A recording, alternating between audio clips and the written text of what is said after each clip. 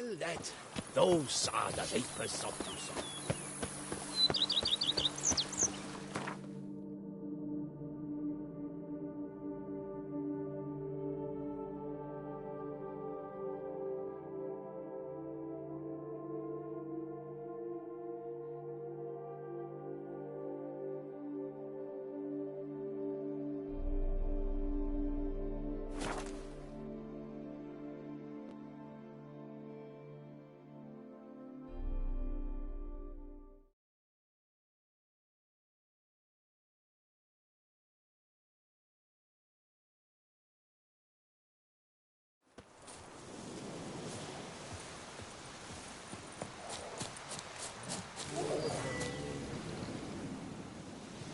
Come on.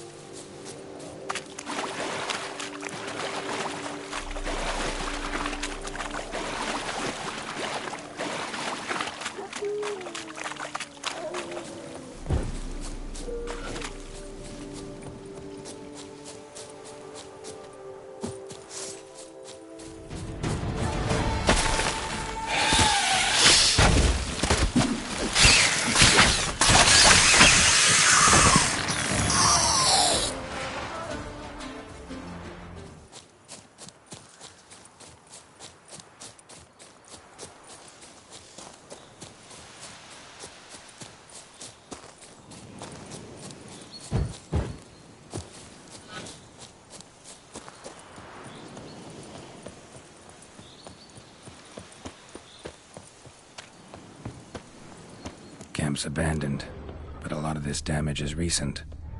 Guess I arrived just a little too late. Signs of a fight. Should look around still. Beastly ones, that's clear. Just on this spot, though. Aerial attack. Must have been. Man, bled to death. Big beast inflicted these wounds. Clear from the claw marks. Must have a toothy smile, too, judging by what ripped his throat open.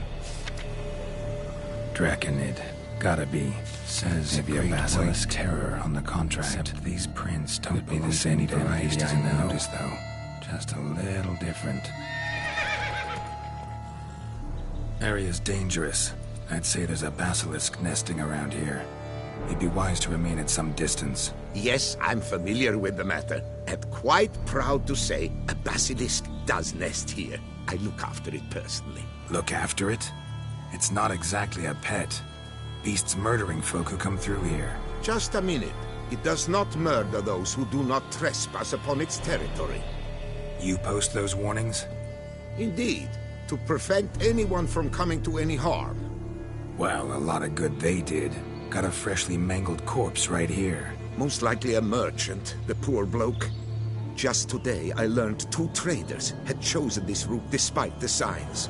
I came as quick as I could to warn them. Too late, alas. I've instructed my servants. They shall take the body, return it to the family with a generous sum as recompense.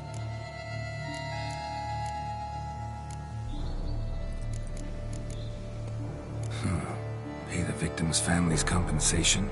Why? These lands have been my family's for decades, granted to us by Duchess Ademarta. Beyond them, the basilisk ventures not, hunts not, it does not kill or destroy, provided it is not provoked. Yet if it does destroy, if it kills, I compensate all for their loss, from my own coffers. Your coffers.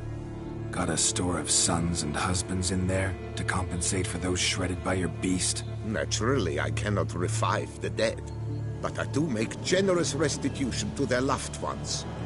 Just last summer, I paid a leather tooler's widow 800 crowns, this unfortunate merchant's family, to be duly indemnified as well. Who exactly are you? And how'd you develop such an interest in the beast? Count Borges, happy to be of service. As to the beast, well, this subspecies is our dynastic symbol. The Disalfareses have for centuries signed with the Regulus Platinum. As family legend has it, a female of the species rescued an ancestor, a boy at the time, from a burning building. She took the tyke back to her nest, where she fed him as if he were one of her own youngsters. Malarkey. To be sure, but beautiful malarkey it is. Claim this to be the last surviving basilisk? How do you figure? The last of this subspecies. Their population was much larger at one time, see? Before the beech forests were felled. Mean to suggest a direct correlation between beechwood forest density and basilisk populations? Indirect, I prefer to contend. Beechwood forests are the chief habitat of roe deer, you see. In turn, a staple of the basilisk diet. When roe deer grew scarce, staple food. Enter the witchers. And thus, we've come to this one last specimen. It's a female. As recently as last year, we still had 2.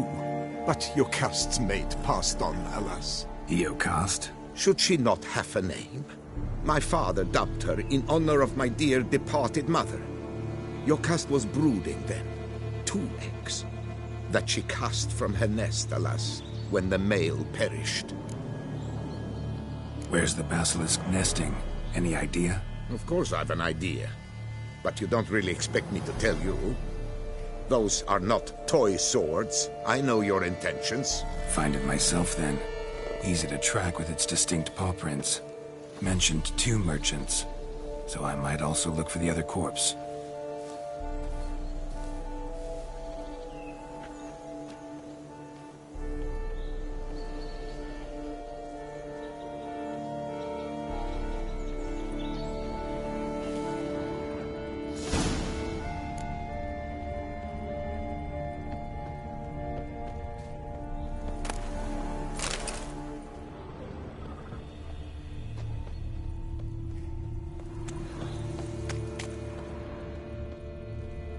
Strange. These burn marks. Beast's venom make them? Subspecies must be highly toxic. It is so indeed. A wound from a sterling basilisk festers long. Need to brew a potion that'll neutralize that. Basilisk scales are usually thicker, not nearly so fine. Could be more sensitive to fire, this one. Alas, it is true. Your caste has a terrible fear of fire. She's a highly sensitive creature. Rid your mind of any thought to kill her. You would destroy the last of a species. Busted barrels. Contents spilled all over. Must have been tannin in there. Used to treat leather. Beast smashed the barrels. That's how the scent got on the scale. Your Coco is so very curious. Strong scents especially intrigue her. The barrels, they must have drawn her in. Drawn her to the caravan. Busted barrels slimed with venom. Hallmarks of an attack. Basilisk must have caught the second victim here. Anyway, got 2 scents. Venom and tannin. Ought to be enough to track the beast. Why track her at all? Your caste is protected. Her death would forever destabilize the ecosystem. Who knows what would happen? I see unforeseeable consequences down the line. Simply refrain from provoking her. Harm her not, and she too will leave you untouched. I've long suspected they do it on purpose. Scent their goods. They seek to lure the basilisk to destroy their wares. It allows them to demand compensation from their assurers. Odors dispersed. Seems to be everywhere. Basilisk must be high in the sky. Bloodstains. Clear as day.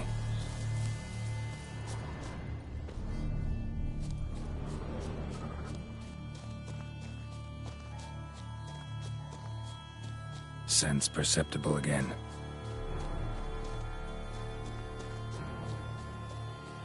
Just as I expected.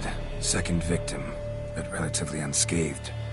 Basilisk must have been dragging him back to its nest for later. Dropped him for some reason. Wonder why.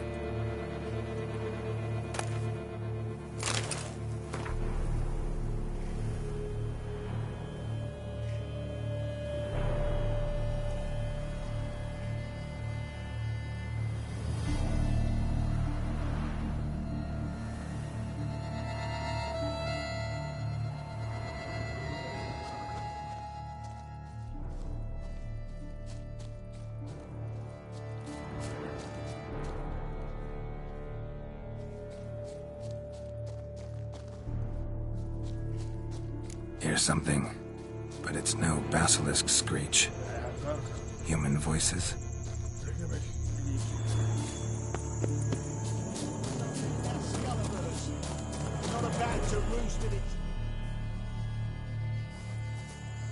Yamal, Harry, prepare the equipment.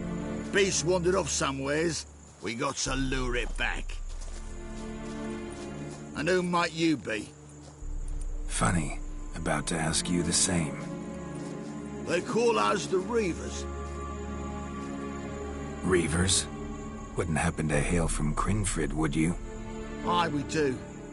But how's it you know? And again, who the hell are you?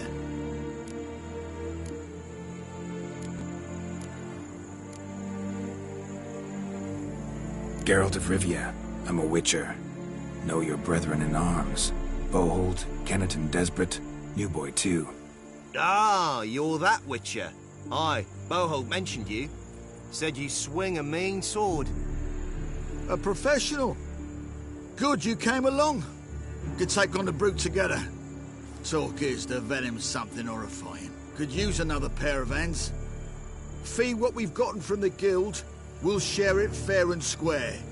You in? Gentlemen, this hurts my ears and pains my heart. You aim to kill your caste? It cannot be. The creature is protected. If you fear to lose the guild's reward, I shall repay it, and reward you doubly to leave the beast be. You cannot slay the last living specimen of a near-extinct subspecies. Willing to pay, are you? Long as we do nothing? That's rather novel. What say you to that, master? Far as I know, beasts culled the human race by 5 already.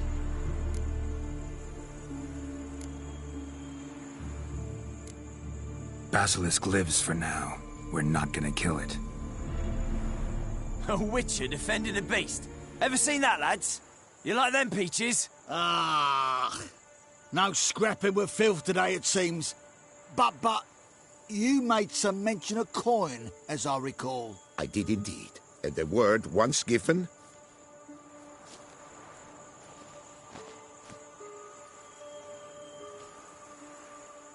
Your share, Witcher.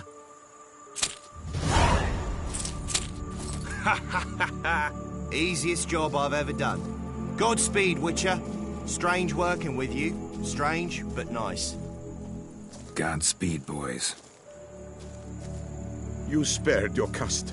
I thank you. And be assured, I'll take great care she not dine on any other souls. Gotta try harder. Figure out a way to keep folk out of this area. That I shall do. Master, you must accept more, be it a symbolic sum. Had you not come along, the reefers would surely have slain my Yokast.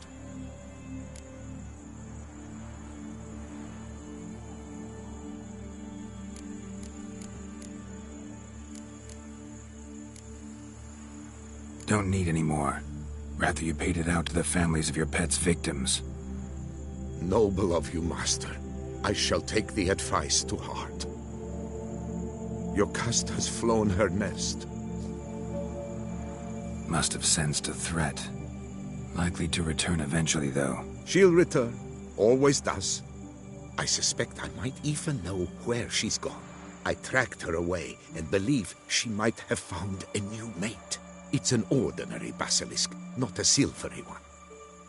But something might come of it. Who knows? Yokast could lay new eggs. Perhaps produce an entirely new crossbreed. Sure hope not. Take care.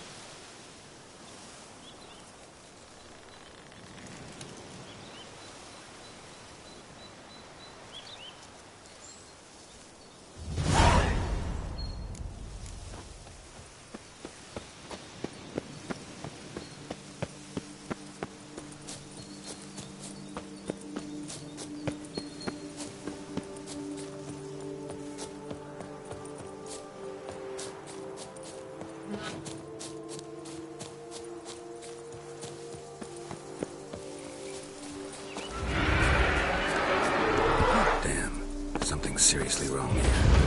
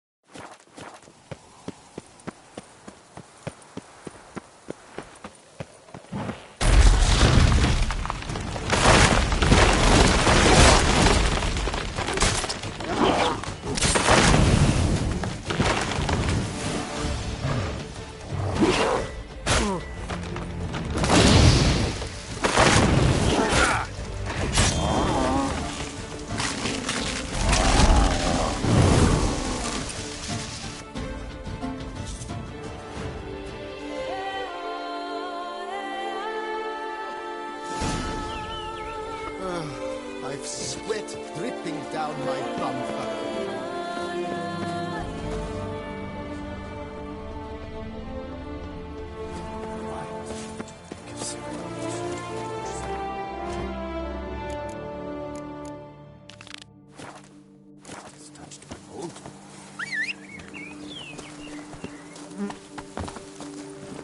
Faster. Aye, pigs can fly. I'm sorry. Come on, Roach.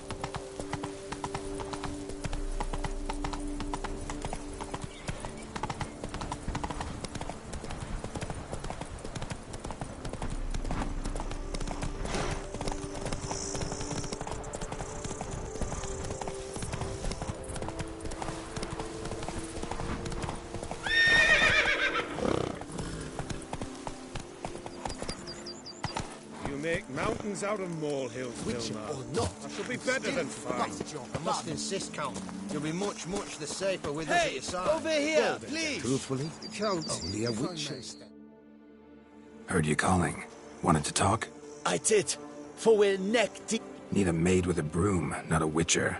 You fail to understand. These are huge, the size of pigs or dogs. Black and hairy, spewing webs. Not talking about spiders then. Talking about arachnomorphs. Call them what you will. You must smash the rogues, will you? Those caves would be prime barrel storage were it not for the beasts.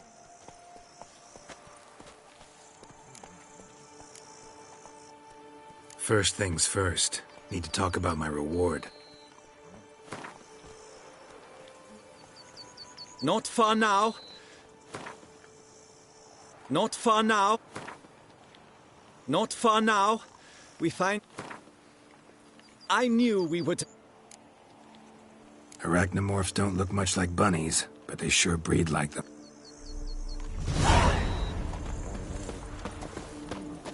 I do what they pay.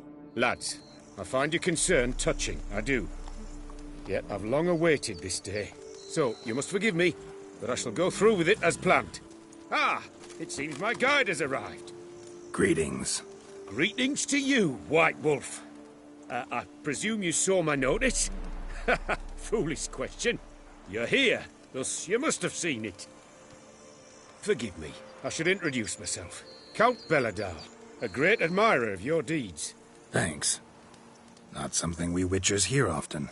But Count, sir, do you mean to go off with just this witcher? A right hardy fellow he is, no ponce, I'm sure. But your expedition's too risky on the whole. And not taking us with you's, pardon my saying it, right daft. You exaggerate, Vilmar. I believe I can manage to survive half a day without someone there to wipe me arse in my stead. My guards lament, Witcher, but you must forgive them. Now, to get down to brass tacks, as you've no doubt gleaned from the notice, I've a rather extraordinary proposition for you. I'm a lover, Witcher, of nature. A devotee of the wild. And Toussaint is home to several species not encountered elsewhere. I'd like you to accompany me on an expedition whose aim is to... preserve them. Yes. Naturally, you'll protect me should the need arise. My ever-vigilant guards, see, will report any reckless behaviour to my wife if I get so much as a scratch. And then woe will be me. Count Belladol? Famous poultry farmer, is that it? Well, that was my grandpapa. Dear man. But my trade is the wine trade. I import the finest vintages to Covere, my homeland. The very reason for my frequent visits to Beauclair, during which I like to, partake of nature, let us say. Really need a witcher to, partake? Got guards of your own. Take them, save some coin. I could, surely. But they too deserve a bit of rest, relaxation. Right, lads? Besides, I've plenty of coin. Coin that needs spending. Who dares stop me? Ah, so this is about a rich man, bored stiff, seeking thrills. There's also Clarissa, who... Vilmar, please. Who what? My daughter. I always return from my travels with some souvenir or another. She looks forward to them tremendously. But we did not meet to chat about my family. We must discuss our venture, must we not? Need some details before I can say anything. Where are we going? What am I supposed to do exactly? In the roundest terms, we shall admire the local flora and fauna. And while we do, I might preserve a thing or two. Preserve? Of this device, see, the Parastisomac. It captures, likenesses. A paras as to what? It's like a movable megascope, capturing moments, transforming them into illusions, based upon which I then paint a painting. So, you want me with you, looking at animals and flowers and... Well, that's more or less what it amounts to, yes. Except you will first have to track down the creatures I wish to capture. I know only the very approximate locations of their habitats. Well, and should any trouble arise, we'll have your sword at the ready, right? So, agreed? Pretty unusual contract. I couldn't agree more, yes. And I'm prepared to pay a commensurately high fee. Don't mind if we actually talk about exactly how high that'll be first, do you? Why ever would I? Please, simply tell me how much you wish to receive. Sublime! We've a deal! Doesn't seem hard.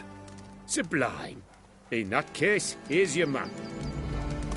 Before coming here, I dispatched requests to several local hunters.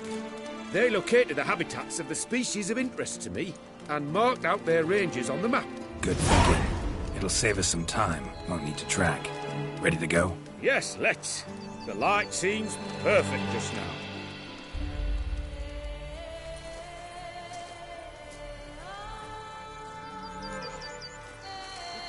Not you still to bust your bum.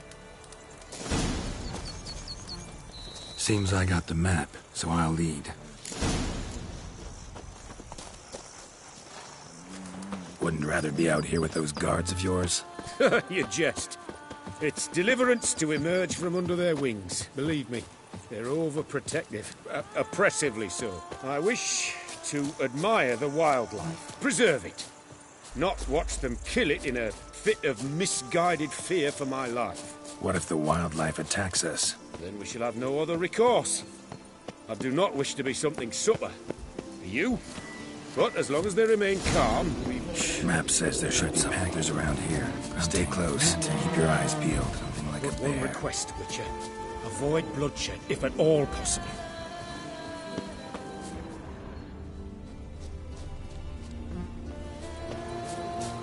Hear that? Deer, I think. Incredible.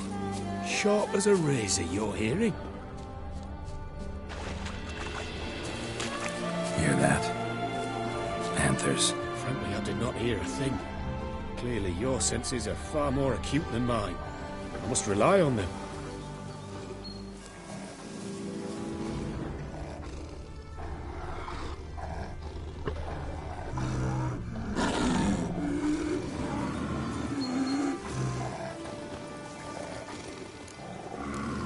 Damn poachers. Snares. Looks like they were hoping for a bear. And they got caught instead. What are you doing?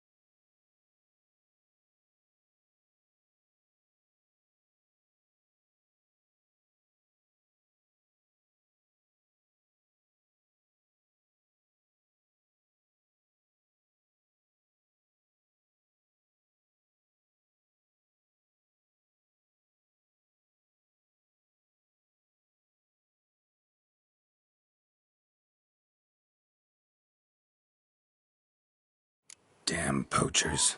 Snares. Looks like they were hoping for a bear. Panther got caught instead. Brilliant. You've reared a superb image. Folk call witches heartless. This will put the light out. The Parastysomachs upset the animals. Better get out of here. Cannot abide poaching. I'm content you share my love for animals. Got pretty broad interests for a man of the city. I suppose I dabble in my share of things. Wine, nature, painting. I imagine the life of a witcher must be rather more monotonous. With all due respect. It is. Never boring, though. I, for one, cannot fathom only ever consorting with the same creatures, day in and day out. Got a wife? Shh. Hear him? It's those... Centipedes. Giant. Underground tunnel burrowers. Make a distinct sound. We can use that to track them.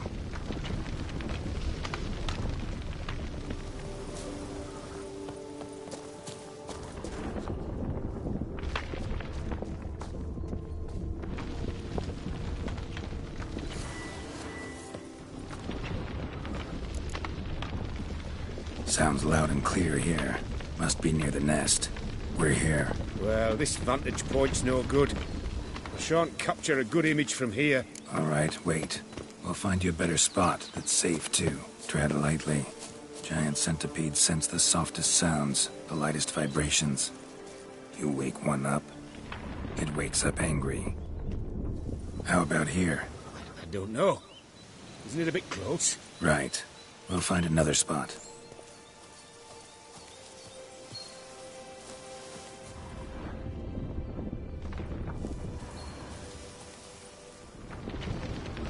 Seems like a safe spot. Safe, perhaps. But it offers no view whatsoever.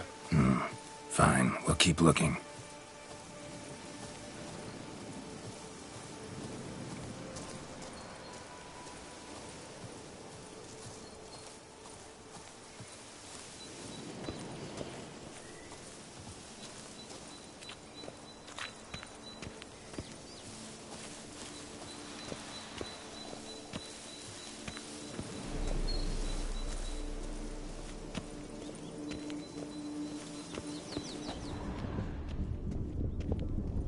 Here, maybe. Distance seems right. Light's not bad either. Yes, this will work perfectly.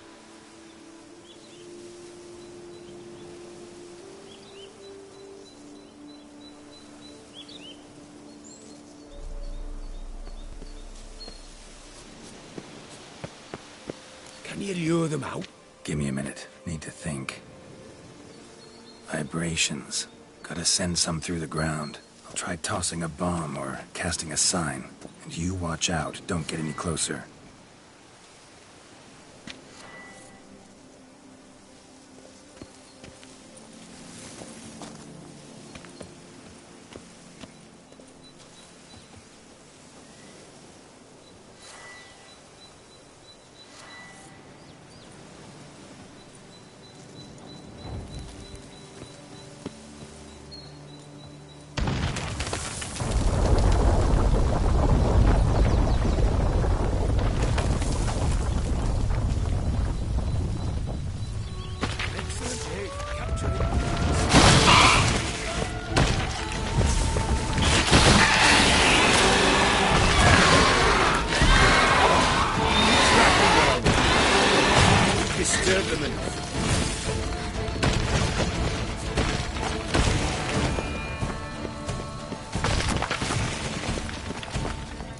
Thank you. Truly magnificent that was. We can move on now.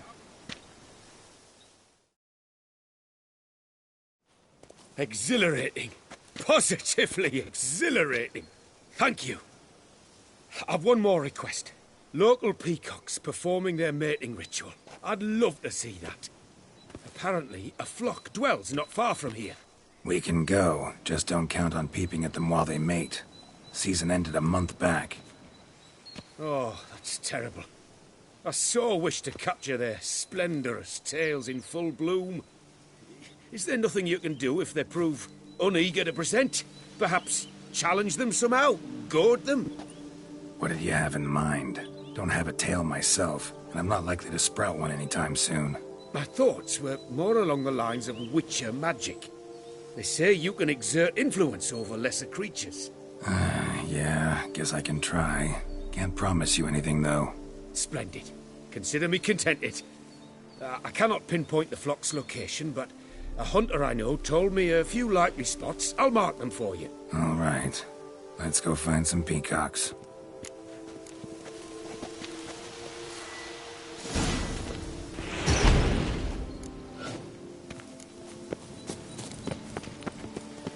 I was wondering, why peacocks? My daughter is rather fond of them.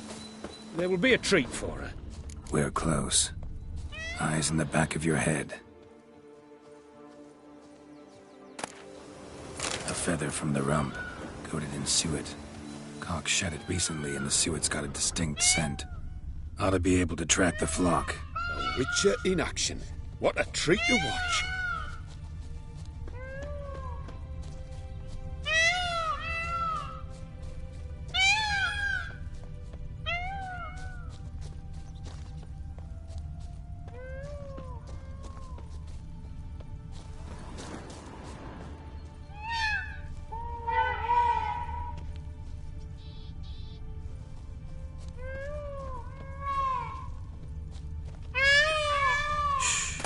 Hear that? They're calling to each other. Fabulous. We're getting close.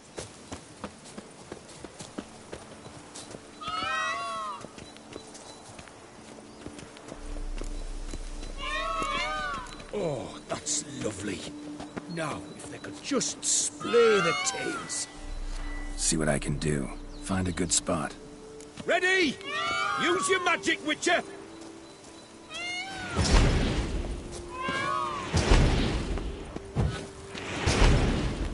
Oh, this'll be a masterpiece! Smile, please!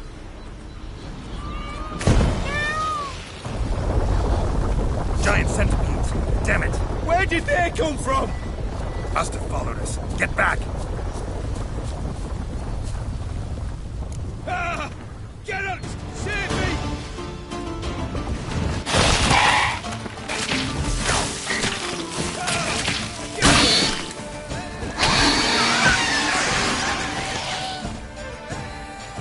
All over now. Whew, that was tense. I believe I've had my fill of excitement for today. An excellent day. What a wonderful adventure. Get everything you wanted? Yes, In that case, time to get back to your camp.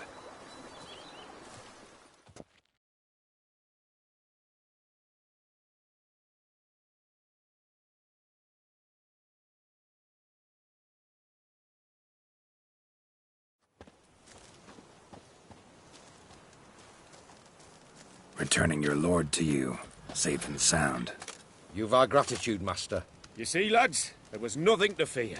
Thank you, Witcher, for looking after our day count. Seems the jaunt did 'em wonders. Breathed some new life into 'em. Wait here a moment, Geralt. I have to fetch my coin pouch. Pay my dues. New life? He was feeling down? Made no mention, did he? 10 years back, his lass, Clarissa's her name, took a spill off her horse. Been bedridden ever since. Cannot walk of her own. She'd been the life of the house before the calamity. A merry sprite what filled every corner with joy. Count would oft take her out on trips. She loved animals too. Excursions he makes now, or rather, paintings he brings home. They's her only window on the wider world. Sorry to make you wait. I was dead chuffed to be able to observe you in action. To confirm for myself there that the tales about you were not exaggerated in the slightest. You showed discipline, reliability, responsibility. I dare say you'd make the ideal business associate. It's a shame you've no interest in the wine trade. One day, maybe. Your reward. Use it well. Thanks. I've one other matter I wish to broach.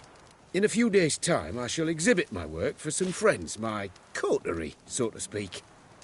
Would you come by? Why not, if I'm in the area? Splendid.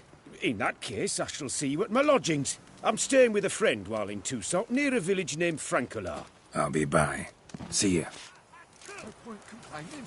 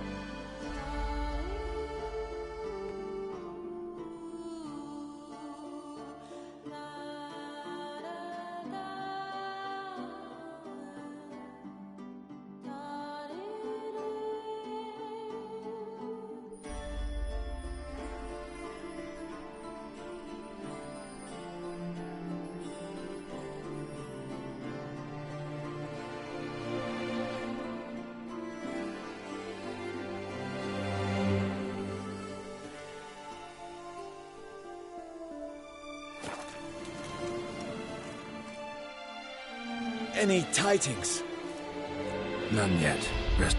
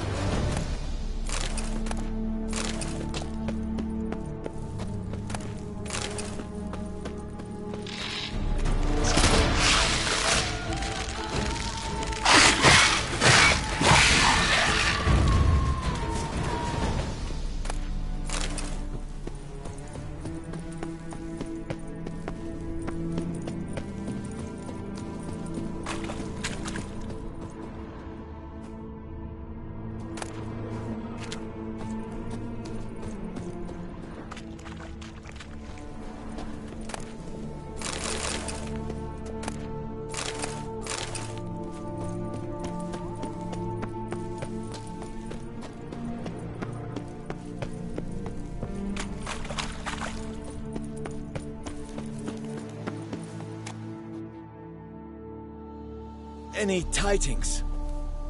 All taken care of. Went inside and cleaned up. Thank the gods! And you too, of course.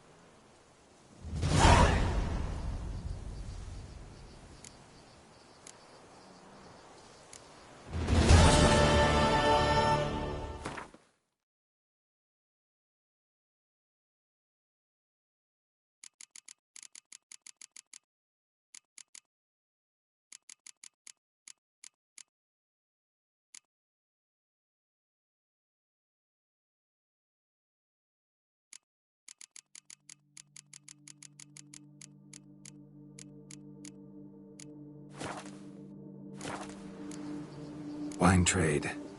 Not terribly long, to be candid. I apprenticed to be an alchemist, but proportions were never my strong suit. So I took to trading in wines. More pleasant, I must say. One drinks on the job and no one ever complains. Makes sense. And the world's always a bit more bearable on a buzz. Time.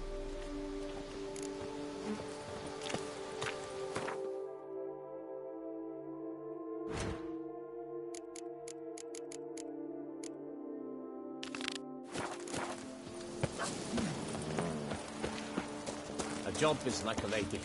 You can always get a new one.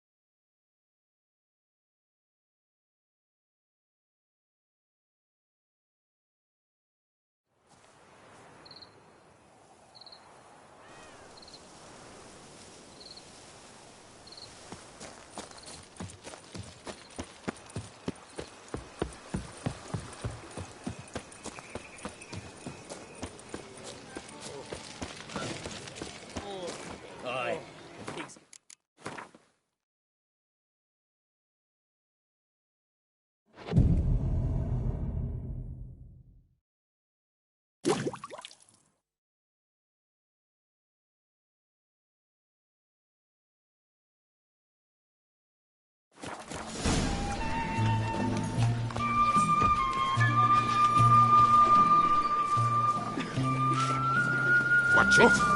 Don't push. Women love tears, men prefer wine.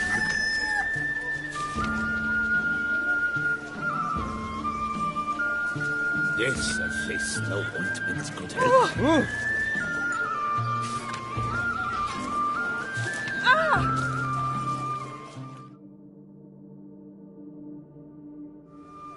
Both male and female Beauclair centipedes are formidable predators.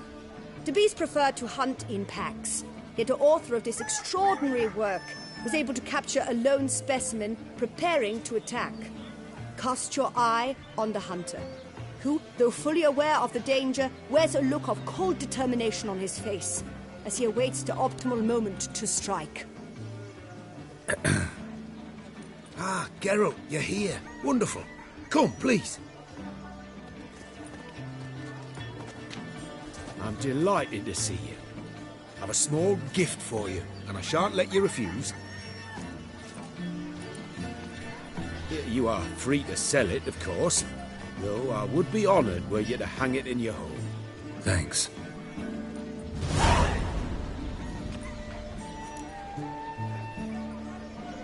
Talked to your guards back at the camp. Told me about Clarissa. Sorry to hear about her accident. Thank you. Kind words that mean a great deal to me. How's Clarissa these days? Probably can't wait for you to get back. To get her gifts, you mean? I've dispatched 2 already. She'll not need to wait for my return. En route home, I mean to pass through Dol Blathan. They say one can see Sylvans there. Yeah, actually happen to know one. Name's Torquay. He can be mean, but for the right fee, he'll do anything you ask. Splendid. I thank you for the hint. Tell him I send my regards. Good crowd. You got a lot of friends. All of them seem to be fawning over your paintings, too. Oh, when you have as much coin as I do, friends buzz around like flies on fresh meat. And they praise you to high heavens for each trip, burp and sneeze. Not all are lying sycophants, that's not what I mean. Just most, unfortunately. Why bother? Why even invite them around? I'm a man of enterprise, and must put my trade before any personal hatreds or sympathies. Besides... Besides?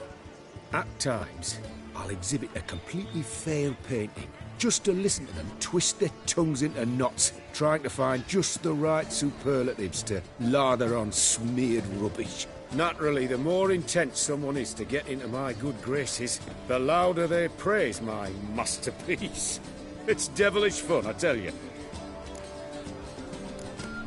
Nice meeting you. Where are your manners?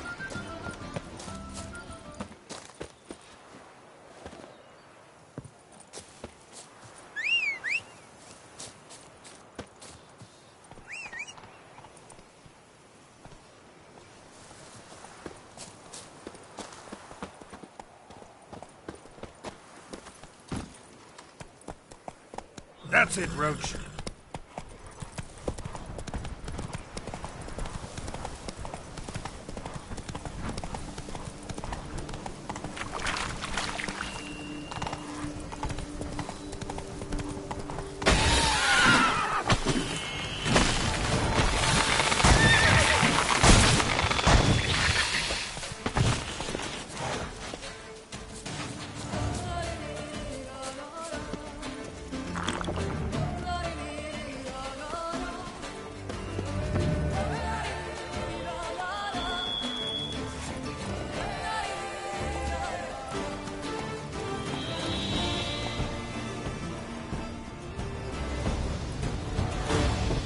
Regis!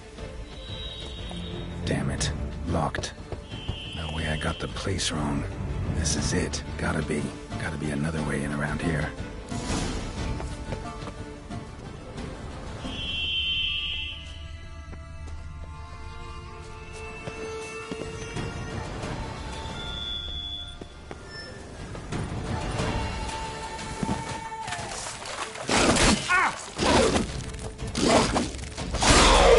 Waging wars. Vittles are plenty around here.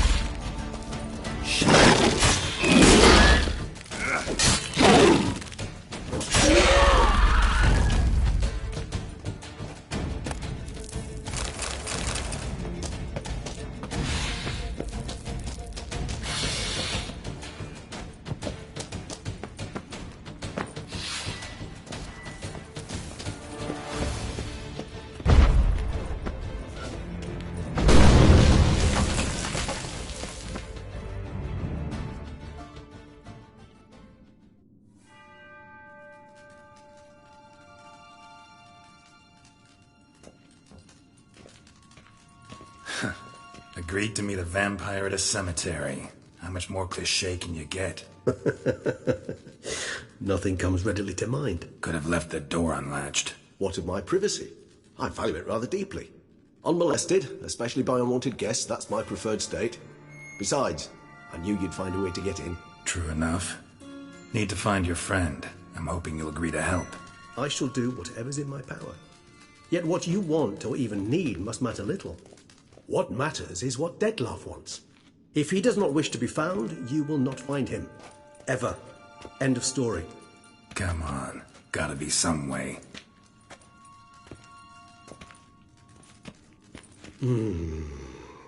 Vampires can evade detection by the senses, and no divination magic works on us. Even the most precise megascope would be useless. And this? Could this help? Wherever did you get that? Off one of the beast's victims, found by a bend in the river. Body was chopped in pieces. 3 of those pieces were hands. Hand with the ring seemed the odd one out. Abruxa had taken an interest in it.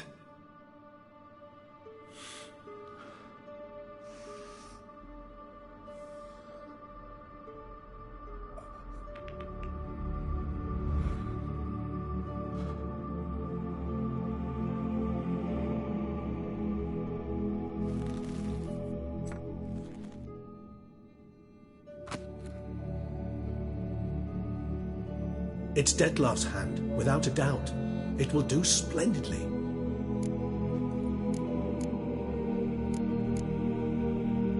The hand. What do you plan to do with it? You've heard of Kovinaris' theory of tissue memory retention. Rings a distant bell. Read about it in Alchemia Oblitera. There's a copy at Kaer Morhen, tattered, nearly disintegrated. But if memory serves, Kovinaris never managed to prove it worked. He did prove it. Just never managed to publish his findings. He and I corresponded, you see, after we became friends. Thus, I know he completed his research and performed the first tests. It's complicated, so without delving into details, it is possible to use any piece of tissue to reconstruct what a whole body experienced. How's it work?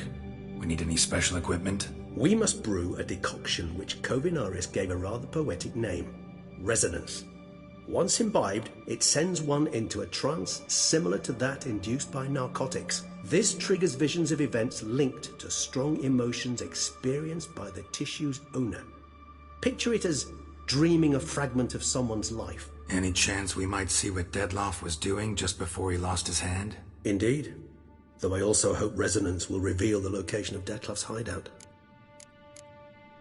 Ring's pretty intriguing. Made of no metal I've ever seen. And the ornamentation. It comes from our home, where we lived before the conjunction of spheres. It's actually mine.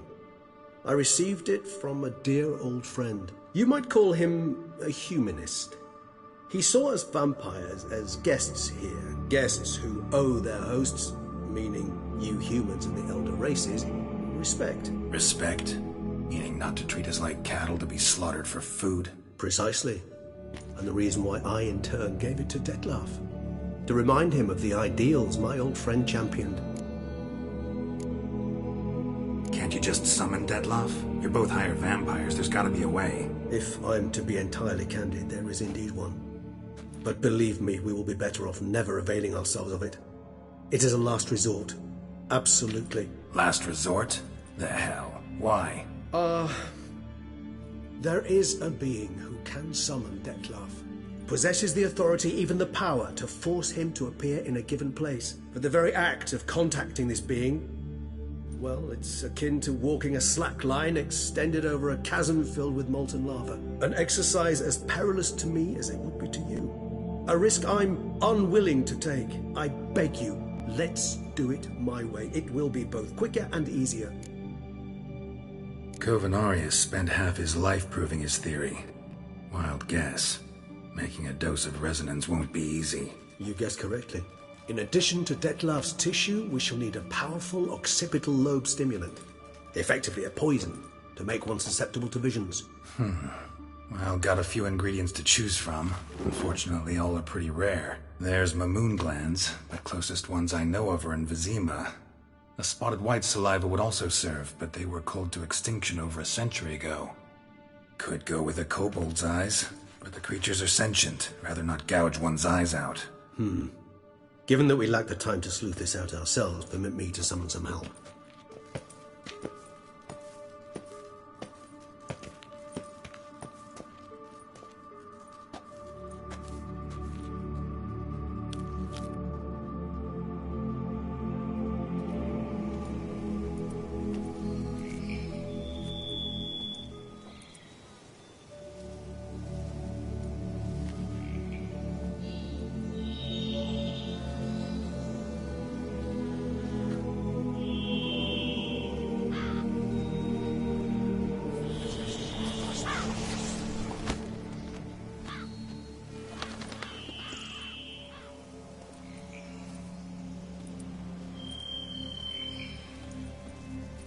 What was that? A raven?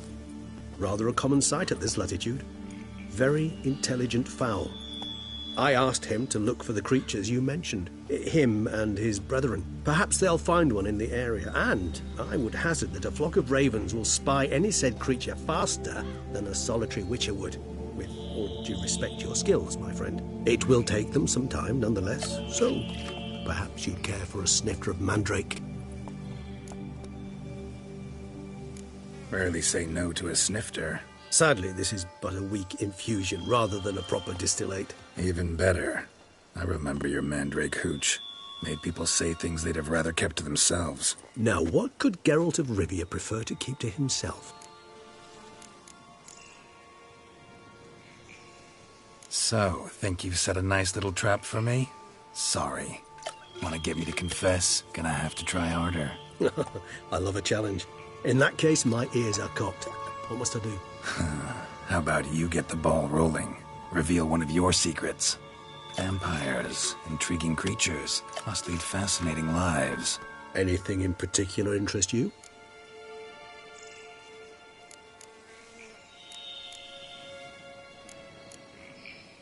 Got a new life, new body. That give you a new start? Blank slate? Starting all anew is a very broad concept. What exactly do you mean? Your blood addiction, say. Wondering if your body's the same, if it still remembers. Maybe if you drank now, you wouldn't get hooked. All addictions are a form of slavery. Re-addiction's not a risk I'm willing to take, just to test a hypothesis about corporeal regeneration and whether propensities carry over. Fair enough. Curiosity, that's all. Sorry. Not to worry, Geralt. Curiosity is a natural reaction under the circumstances, apart from which I've always valued that trait in you. Always fascinated me the way vampires can regenerate. A hand growing back is one thing, but Detloff recreating you out of a wet smear? Something else entirely.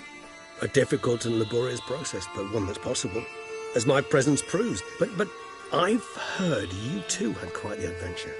They say you lost your memory. For a bit, but Triss helped me get it back.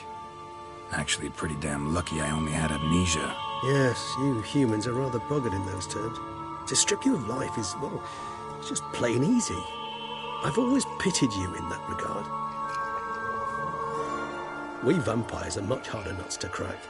If a member of another race kills one of us, we can be reborn with a living higher vampire's help. However, if one of our own strikes the deadly blow, death is permanent. There can be no rebirth. One of the chief reasons why vampires long ago swore never to fight one another. Gotta ask you the big question. One everyone wonders about. What happens after death? You wish me to tell you if the human belief in the gods is well founded? Well, that I do not know. We vampires differ exceedingly from you humans. Our matter, that of which we are composed, can exist without form. We require neither a heart, nor a brain, nor air to breathe. But were you dead? As humans understand death, yes. Feel anything? Understand anything? It's rather hard to explain. I felt something very unsettling. Something I cannot even name, for I did no reasoning. Only after rebirth did I begin to understand that what I had felt was cold and unimaginable fear. If not for Detlef, I might have drowned in an eternity of icy terror. Can't have been alive then. Sheesh, experience like that must be vicious. Indeed, it's hard to compare to anything I know. Yet you are aware we don't see death as you do. The way you cling to life, we find it entirely peculiar. You are mortals, ergo it's a foregone conclusion. You will die. It's but a question of time. Thus, I often find myself wondering why you try so very hard. To die at 20 years, 40, even 100, what's the difference? They're all but the blink of an eye. Depends on your point of view. Man who's got 1,000,000 crowns to spend can't possibly understand one who's only got 20. Very true. One's outlook can indeed change much. Curious what you did after you were reborn. As I'm sure you can surmise, at first I was thoroughly absorbed with recovering. As it is, I've still not recovered completely. Yet I was so weak the first year that I could not stand or move on my own. Detlef bore my weakness bravely, showed great patience. If not for him, I wouldn't be here, and I'd have regenerated far slower. Once I could at last stand unassisted, I set off for Bruges, for my one-time home of Dillingen. There I led the peaceful life of a rural healer and surgeon, enjoying my neighbours' respect and, in fact, constituting the exact opposite of the monstrous vampire the populace imagines. Bruges, you say? Rebirth make you sentimental? Perhaps a dash. But what of you? Where have you been? Ever find your Cyrilla? Back then, yeah. But we parted again soon after. And when the time was ripe, she came back. Defeated the Wild Hunt together. Ooh. Seems I certainly missed quite a bit while I was absent. True enough.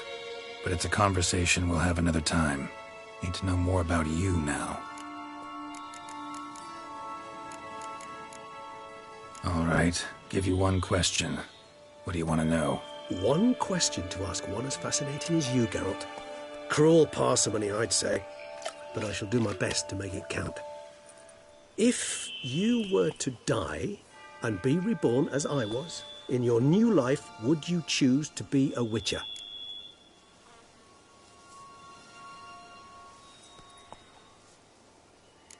See, Regis. Doubt I'd know how to be anything else. Ever tried? See, you're determined to get an answer, to find out if I like being a Witcher.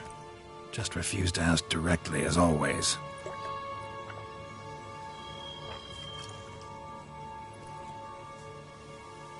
I like being on the path. I like picking up a lead, a trail. I like the tension right before a fight. And nothing gets my adrenaline flowing like battling a beast. Even gotten used to people treating me like a freak, an outcast. Yeah, not something I think about much, but I like being a Witcher. Thank you for being honest. Honesty is an attribute of the truly brave, and thus a privilege of the very few. Still no sign of your winged friend. Sure it understood what you wanted? Dead certain. Let's wait a bit longer. It'll return soon, don't doubt that for a moment.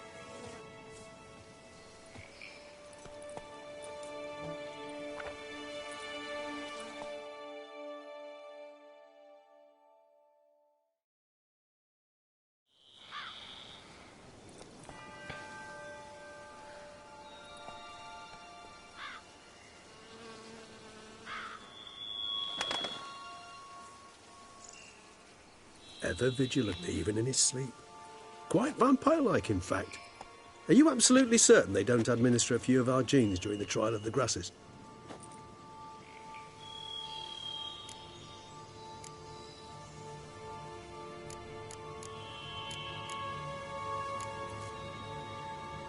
Appreciate the compliment.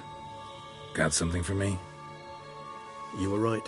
No kobolds or mamoons for miles around. Knew it. Allow me to finish. You see, there's this spotted white. It haunts an abandoned residence in the Caraberta woods. Impossible. My brethren hunted down every last spotted white before I was born. Then it seems you must revise your knowledge of spotted whites. for somehow this one managed to survive your brethren's onslaught. It seems I know this home it haunts. Recall a tale about it. Locals believe the place cursed. Perhaps that's how the White survived entirely unmolested. Know anything else about this curse? I don't recall much in particular. Really don't attach much importance to such things. It was mentioned to me as an anecdote, no more. Come on, search your memory. Something, anything could be important. I believe it had a relation to hunger, or, perhaps greed, rapacity. Someone was punished for something... Textbook definition of a curse, pretty much. Sorry, Geralt, I try not to clutter my mind with the details of every far-fetched tale I happen to hear. What are your thoughts? A specimen of a species thought long extinct, and a curse, in one place. That a coincidence, or are they related? Ah, professional curiosity. Personally, I've nothing against you delving into this dilemma, but please remember we need the White's saliva. Nothing beyond that. Whites rarely appear in the woods, even less likely to find them in abandoned human homes. They inhabit remote wildernesses, old abandoned cemeteries. What's your point? This might not be a spotted white after all. Your little helper might have made a mistake. I sincerely doubt it. Ravens are devilishly intelligent creatures, and they've highly developed observational skills. What exactly did they observe? The area around the estate. It's covered in... spoons. Spoons? Spare me the skeptical smile. I'm but the bearer of this news. Or perhaps this spotted white is a hoarder. Or the spoons are somehow related to the curse. Let's do this. Start making your decoction while I go get some saliva from that white. Uses it in its brews. Do you imagine the white will simply sell you some? Worst case scenario, I'll bring you its salivary glands. They ought to do as well. For a moment there, I imagined you asking the white to spit into a vial. Quite amusing as a thought, but the salivary glands will do fine indeed. So, see you later. Yes, till later. I shall start by perusing some tomes. Tomes? Thought you were gonna make this decoction. We require one last ingredient.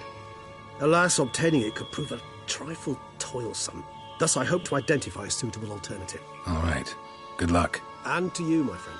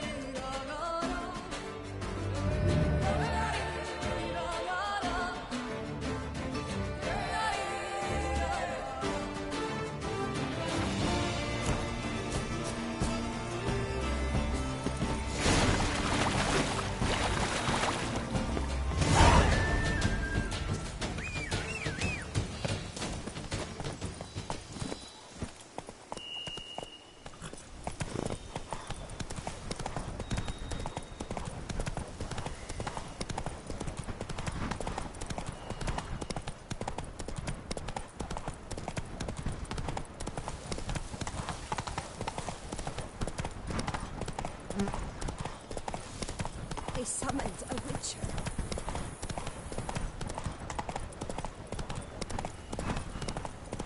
The dressings, bandages. What's that about?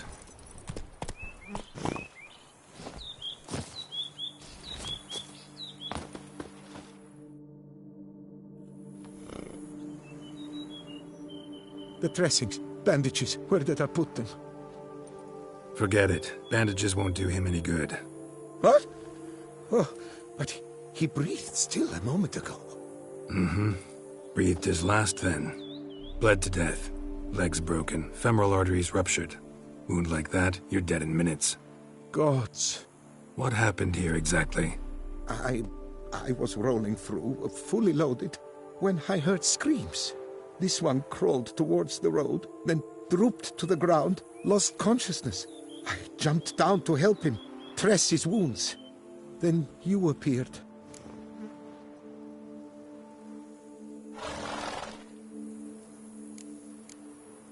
Pretty admirable stopping to help a stranger. Truthfully, when I saw him, I considered it might be an ambush. The thought entered my mind, I near decided to crack the whip. But to abandon a man in need? It's simply not the decent thing to do. Decent enough in many other places, believe me. Before you go on, clean your hands thoroughly and burn your shirt. Might also want to rub some time on your body to be sure. Smell of blood might attract ghouls otherwise. Who might you be, precisely? A witcher. Oh. Do you expect some beast might have killed him? See what we have here. Legs broken, but cause of death's the wound. Small but deep, edges unfrayed. Either a thrust weapon or a thick claw. Maybe a wyvern's. Tough to say, and...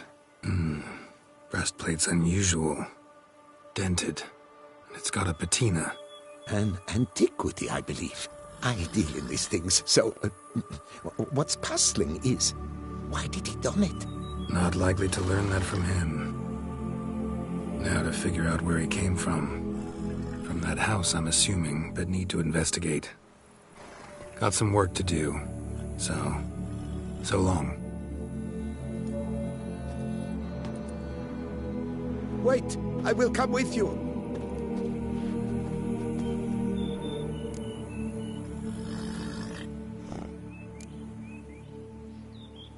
Gotta be kidding.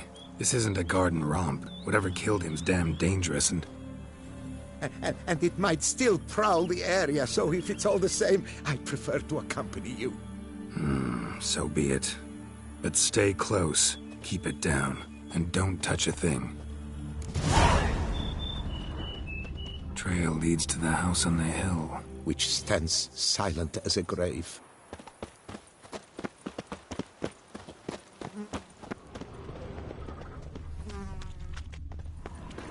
Must have been here he broke his legs. Fell while climbing over the wall. Trying to leave the property, probably, after he didn't manage to open the gate. Damn it. Servant. Good God! Stabbed to death. Over a dozen blows with a sharp object. Some post-mortem. What the hell's this? Setting for a banquet? It seems so. What's your suspicion? Did none survive?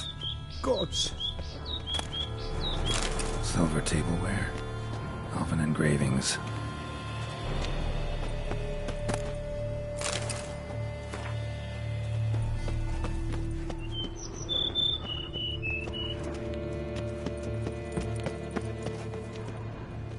Torso punctured with great force. Blow pierced hardened steel. Man on the high road. Breastplate was identical. Throats massacred. One mighty blow. Shield along sides old and dented. Sword ceremonial. And Shay handiwork clearly. Ceremonial bowls. For little sacrifices? Of what? Please, do not say humans.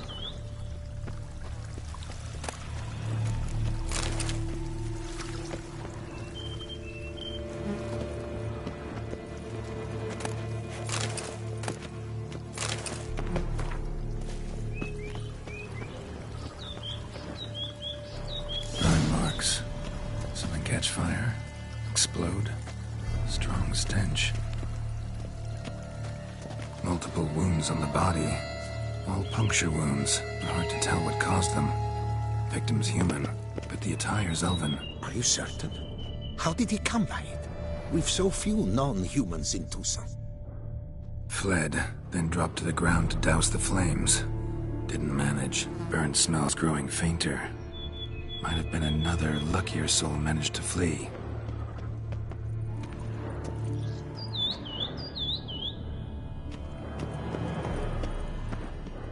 Doublet scorched. Wriggled out of it, tossed it, then ran on.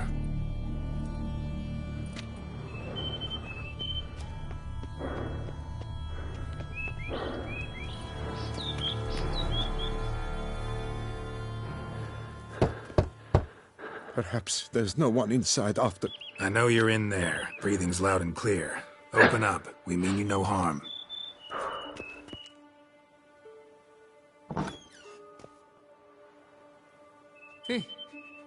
They remain there?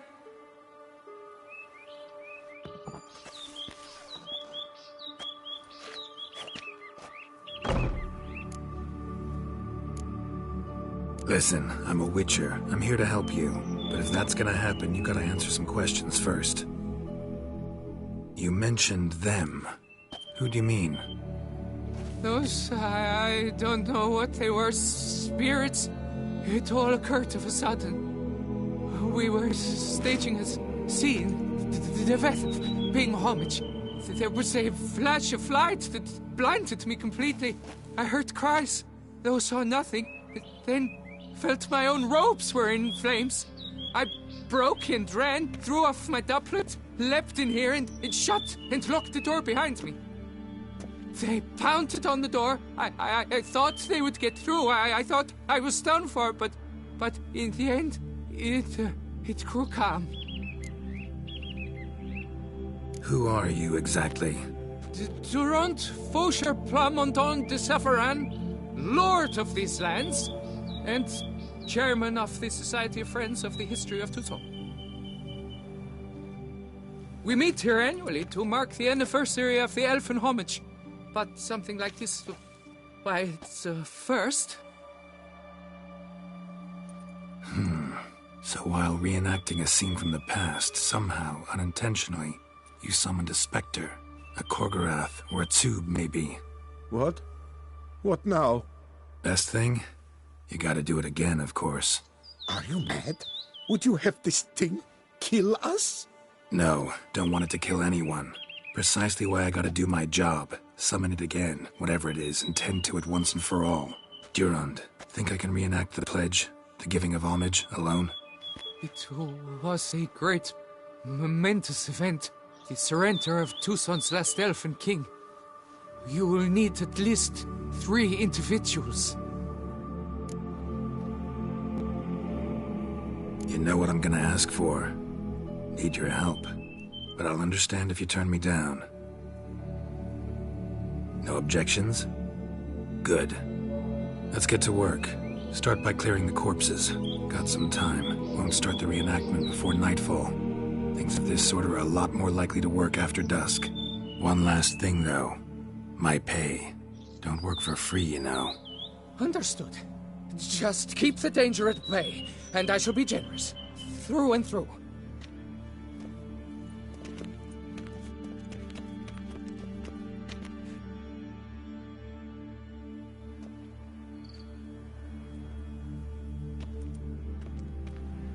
I will stand, or rather, sit in for King Ludovic, upon the elfin throne, while you, Witcher, will play the Enche ruler, who we must don the costumes. All must be just right.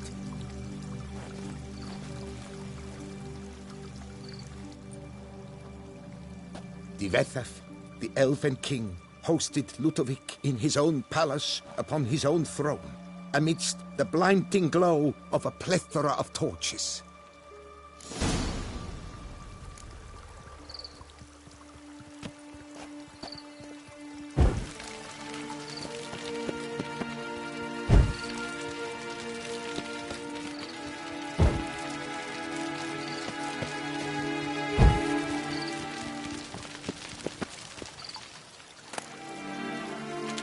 Don't interrupt.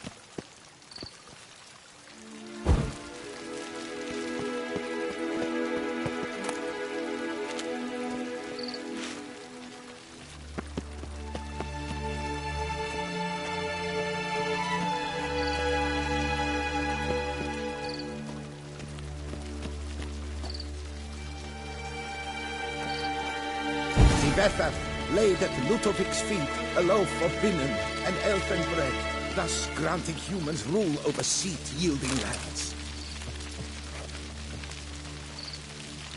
Then Tibeta filled the ornate ceremonial bowls with elven wine, Gwinoet, the sweetest blood of the land that had been torn from me. At long last, the Elfin King grasped his sword and shield, thus symbolically passing command of his army to humans.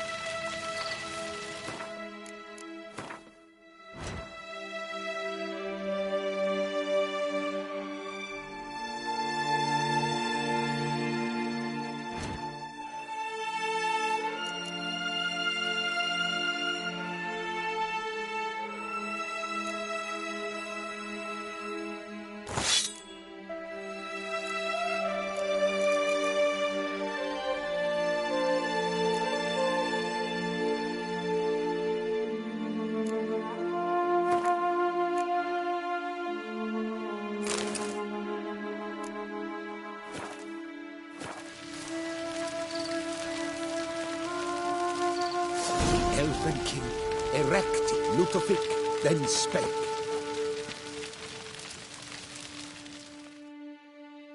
I accept your allegiance and shall return in 1 year's time to... Ah! Look! Look! The statues! Impossible! God's mother!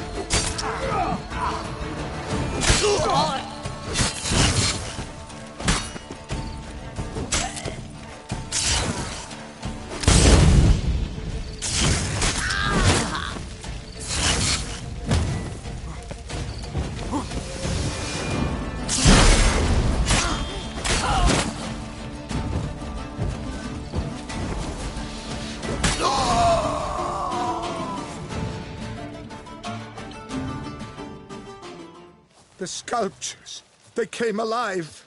By what witchcraft? Dunno. Specialize in killing monsters. Reviving them, not so much. I may know what happened.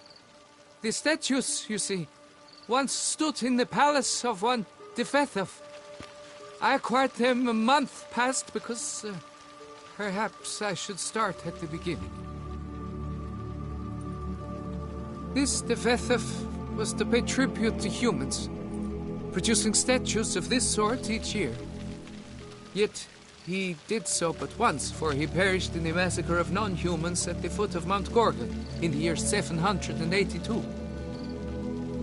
It's fortunate he did too, as Defethov had planned Lutovic's downfall, for he sculpted not statues, but columns that masqueraded as such. Columns activated with words said in homage. Columns that would have turned the king and his bodyguards into so much colorful confetti. Typical. Treachery embodied. Elves. Psheh. You're no better. Elves were just defending their territory. You humans took it, but you still weren't sated. Had to cut the elves down, every last one. You? What does that mean? You're a man as we are. Yeah, in a way. Just ashamed to have to admit it sometimes. Your words, they're wrong, Witcher. But I'll not let you leave empty-handed. Take this as your reward. Farewell.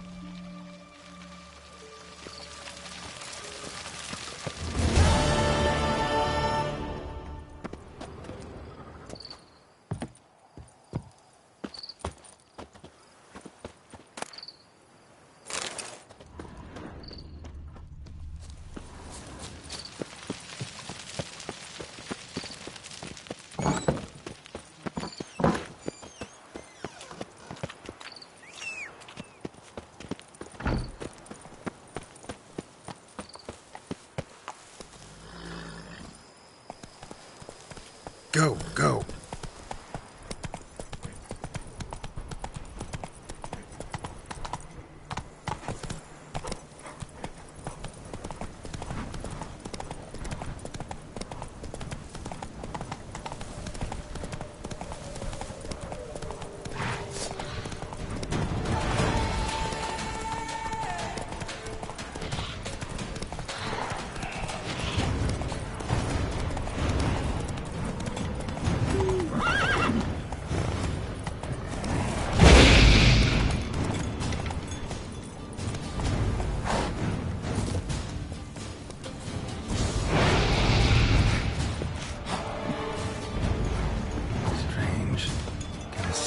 Spoons are beating out some kind of rhythm and message. Trying to tell me something.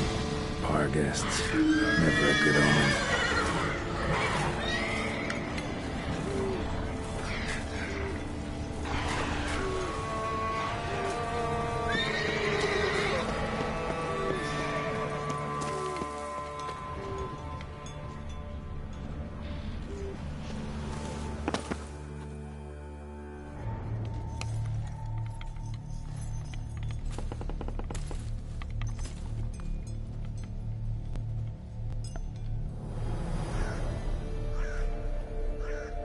None shall sit and dine with you at your table. No spoon you have shall sate you. Never again shall you wish to spy your reflection in the mirror. Sounds like a curse, all right.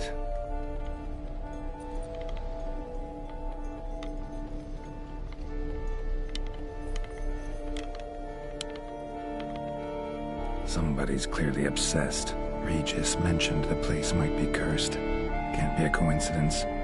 Need to look around.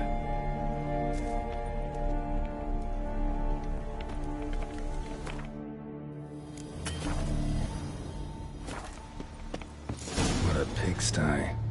Need to search it thoroughly. Find a way to collect some white saliva. White's obsessed. A real collector. Thoroughbred.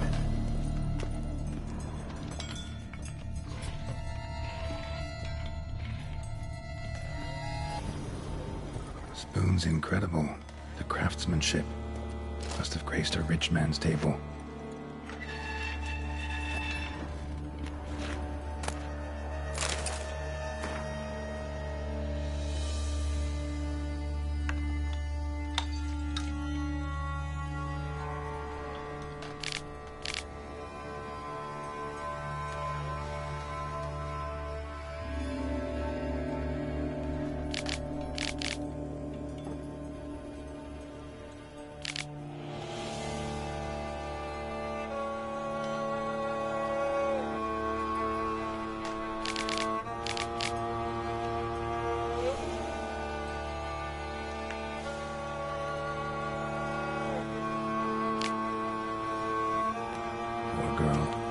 Realized she was changing into a monster.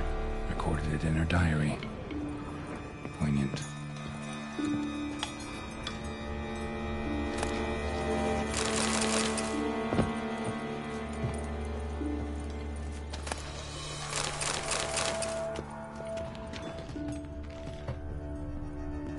Smashed mirror. As if someone couldn't stand to look at themselves. The monster. Journal's author, maybe?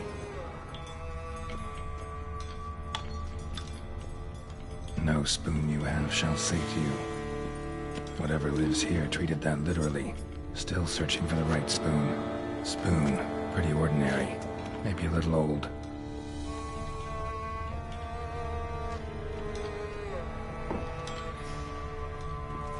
Skeletons. Doubt they came here willingly. This have anything to do with the curse? None shall sit and dine with you at your table. It'd make sense.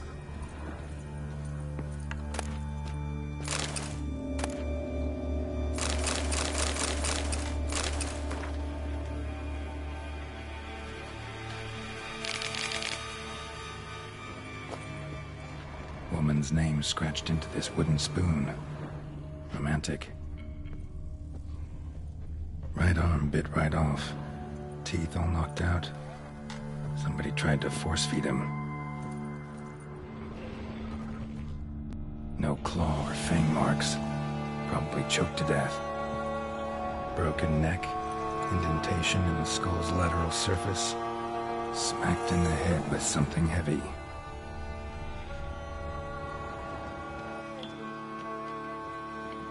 Another spoon.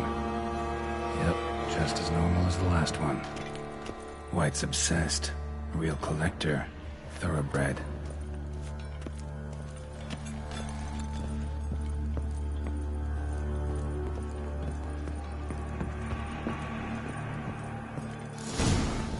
Actually does seem like a White's lair. Bit atypical, but still. Cauldron should be somewhere around here.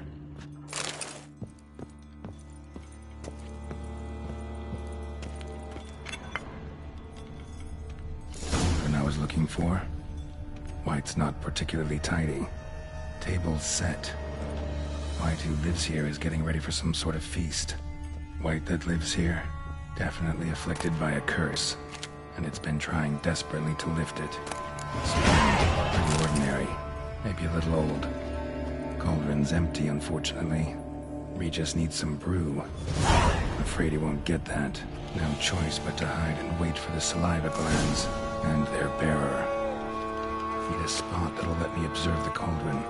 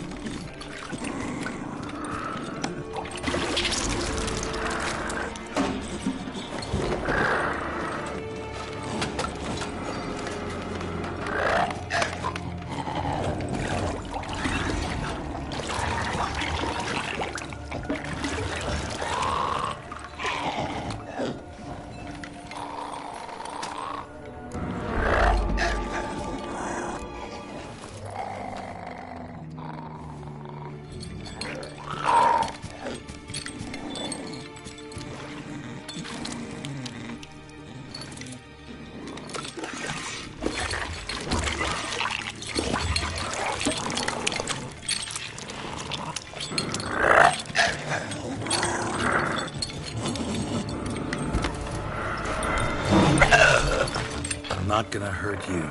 Wanna help? I've seen the words of the curse on the walls. Think I know how to lift it.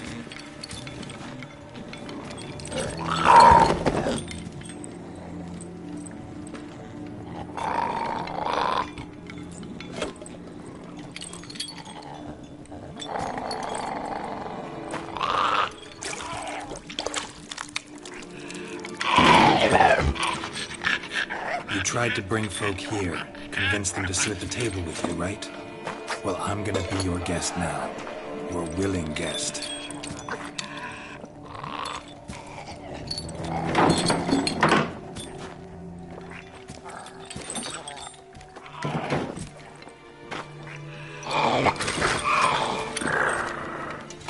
Just need a bit for Regis.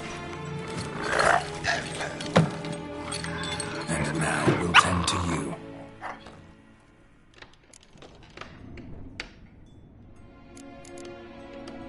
Need to get this right.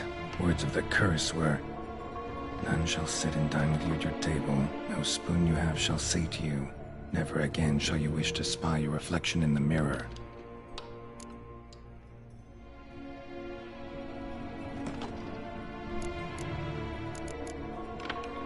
Need to get this right.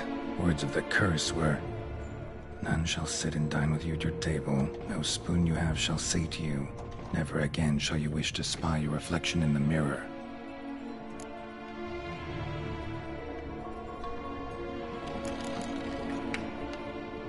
Need to get this right. Words of the curse were, none shall sit and dine with you at your table. No spoon you have shall say to you, Never again shall you wish to spy your reflection in the mirror.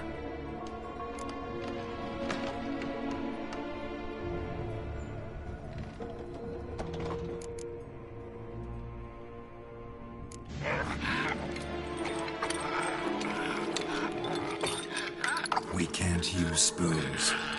No, that won't work. You've been looking for a spoon that would feed you, but there's no such spoon. We need to eat without spoons.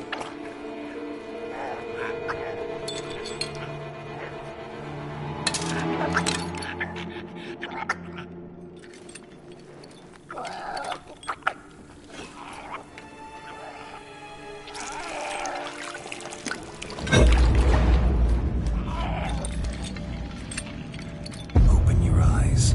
You need to see your likeness.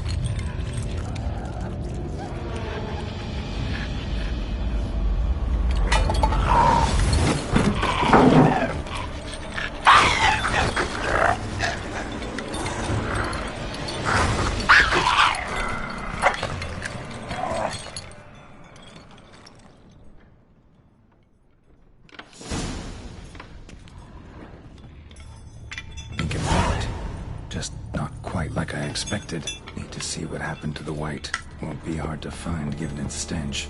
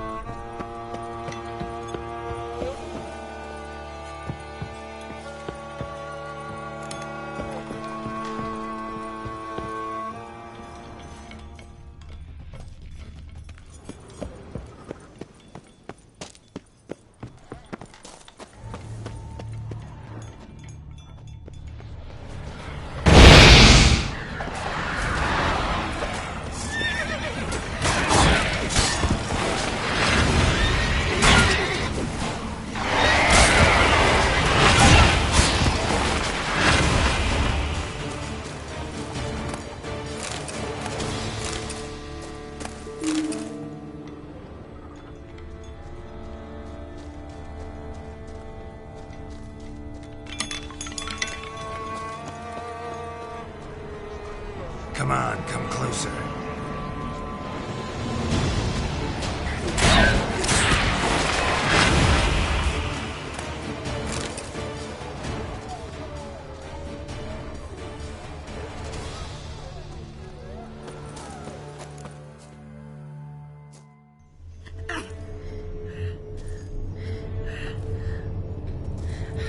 Shh, easy. Not gonna hurt you.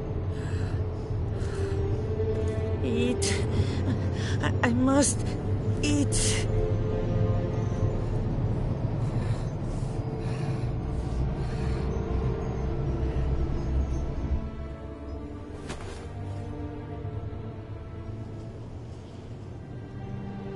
I'll take you someplace safe.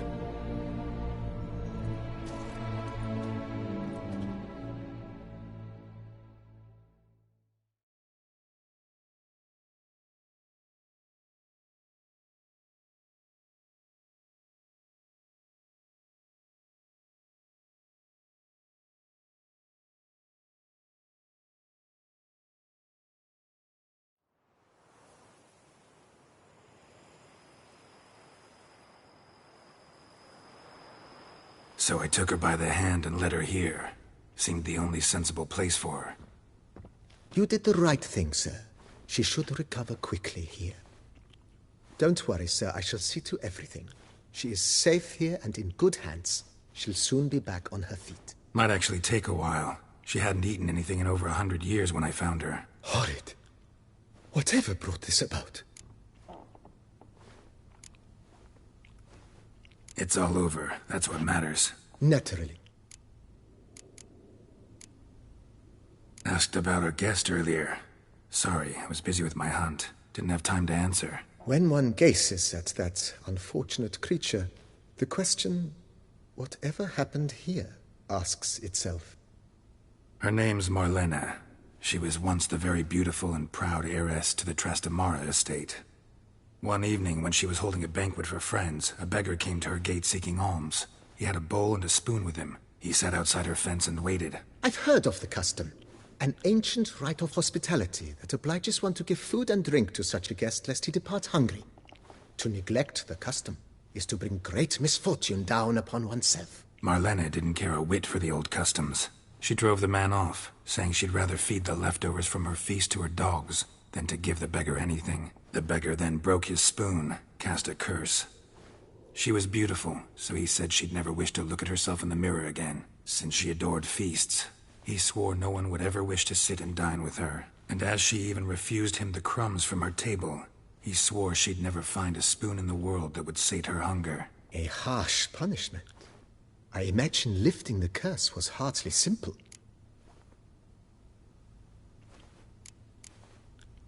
Curses are tricky. They play on irony. Always gotta figure out what the catch is. Marlena had spent decades looking for a way to lift it. Transformed into a wight, she stole spoons and lured folk into her home, trying each time to get them to dine with her. Didn't work. So what did? Someone had to sit down and share a meal with her, of their own free will. They had to eat without using spoons, and make her look at her reflection. That's it? That was all it required? Simplest solutions are sometimes the last that come to mind. Besides, when you're a wight, it's pretty damn hard to find willing human company for a feast. I imagine so. But, most importantly, it is now over. Please, don't worry. She will be in good hands here. Starting to really like this place. Maybe we should keep going, refurbish some more. What do you think, BB? As you wish, sir. Shall we... Feels like... I agree thoroughly. Could use another... I know of a... Fine. Of course, at one. Is there anything... Starting... But of course. My... Admiral...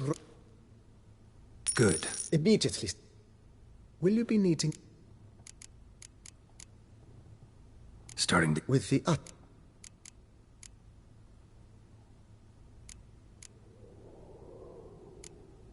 Thanks.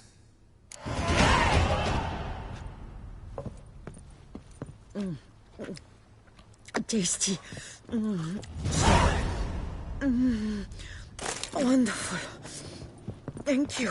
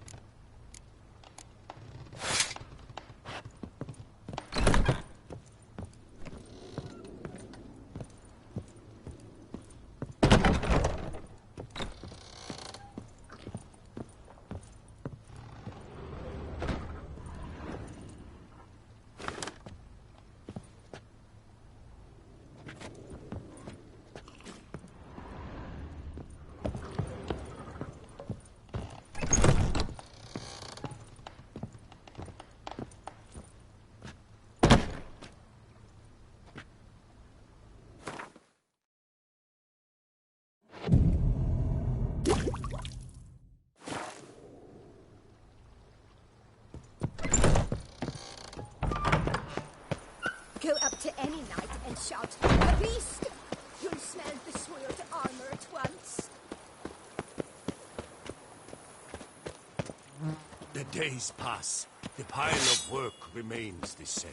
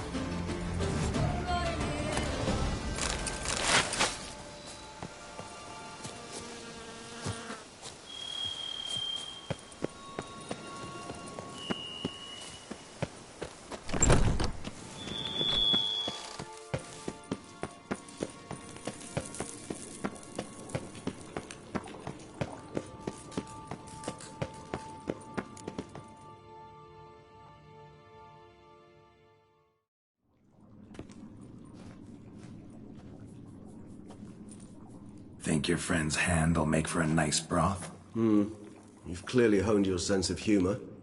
But we are not cannibals, Geralt. I took a fragment of tissue from their hand. It will suffice to prepare some resonance. What did you do with the rest? I cremated it, as our codex commands. A raven told me you'd acquired the necessary ingredient. Pretty helpful creatures. Call on them often? I try not to overdo it. But they can be so useful.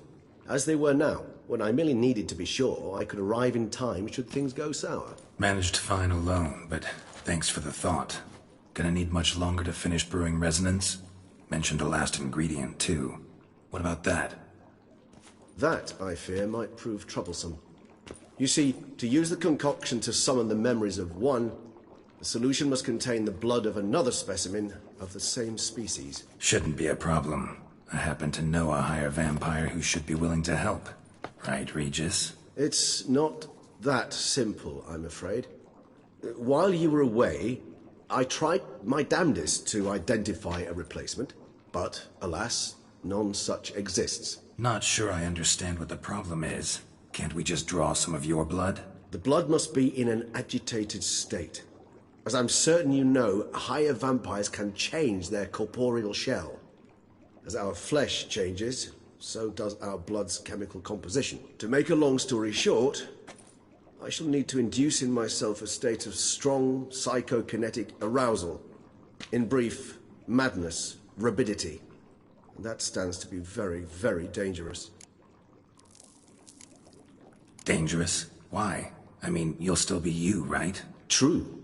But I shall be highly agitated, in a state of fury. You know better than I that fury cannot be controlled. If you've ever seen an enraged vampire, you know very well that all who find themselves nearby will be in grave danger. How will we handle that? I'd rather not have you lunge at me, claws extended. That makes two of us. Don't worry not. I've thought it through very thoroughly. Details to follow soon.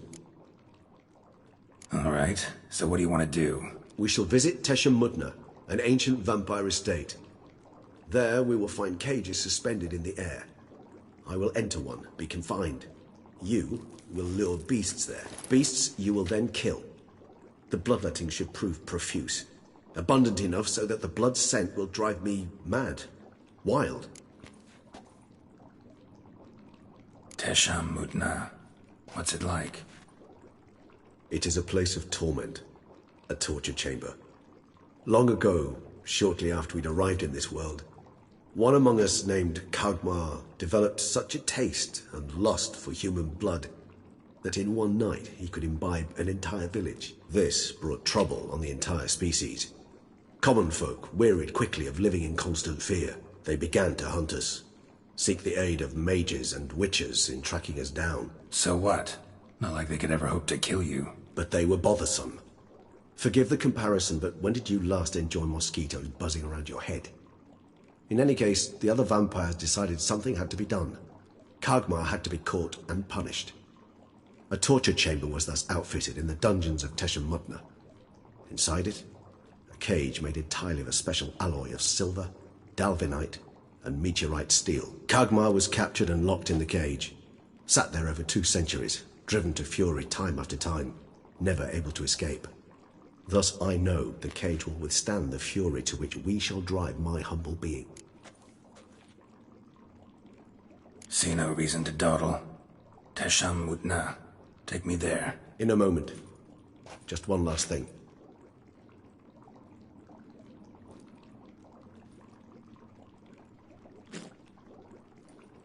What was that? Blood. Oh, the last favor the Raven did me. I've also taken some Sancurium, a solution that sharpens one's sense of smell. One drop of blood shall smell like a gallon to me now. You crazy? You're a recovering addict. Your outrage warms my heart, Geralt. But you must remain calm. I have no choice.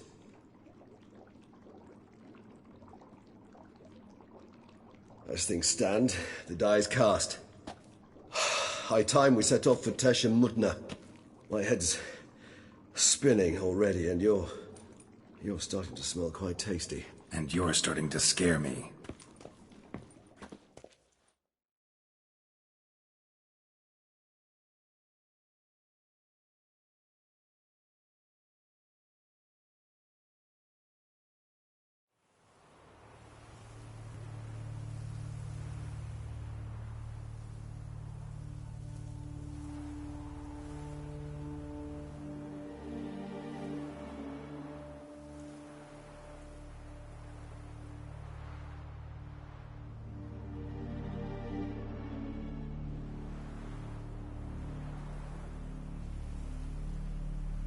We have arrived.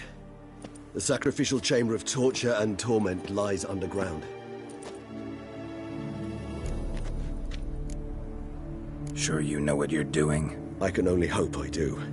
Please, let's go. The longer we delay, the less control I shall have of my faculties. I'd really prefer not to hurt you. You lead.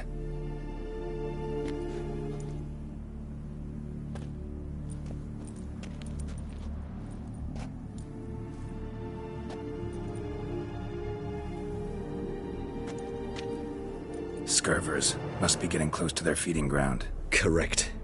I told you there'd be danger.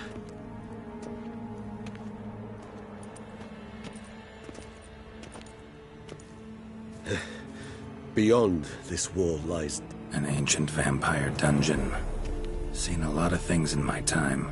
Nothing quite like this, though. I feel honored. A man with such a wealth of experience, yet I'm about to show him something new. Now, to open it.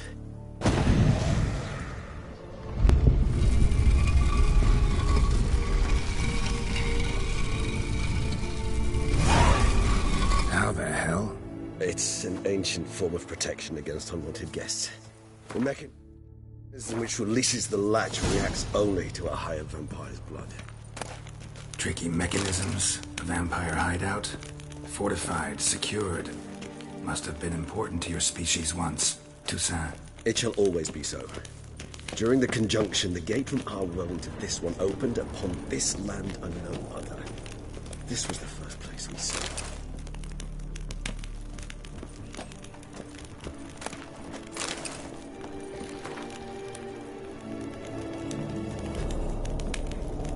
This place.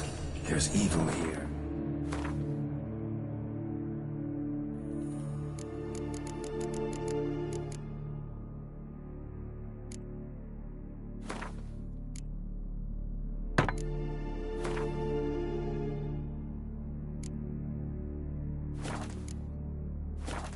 Death hangs in the air. Yes. A great many beings have breathed their last here.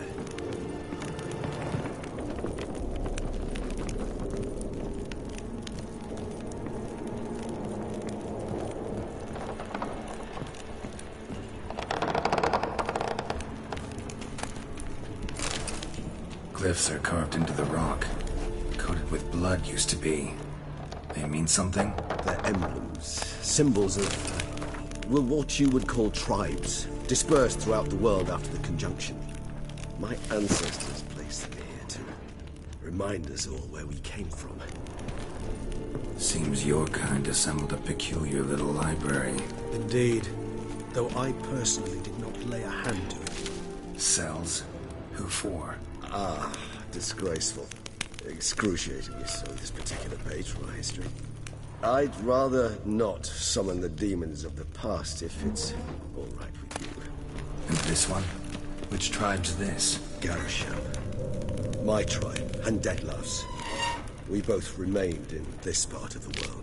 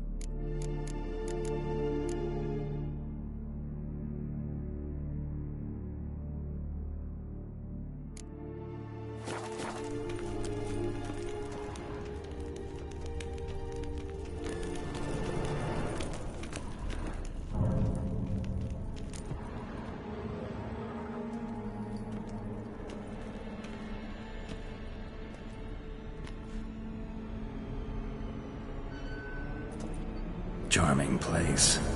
But what are all those cages for? Mentioned one vampire being kept here.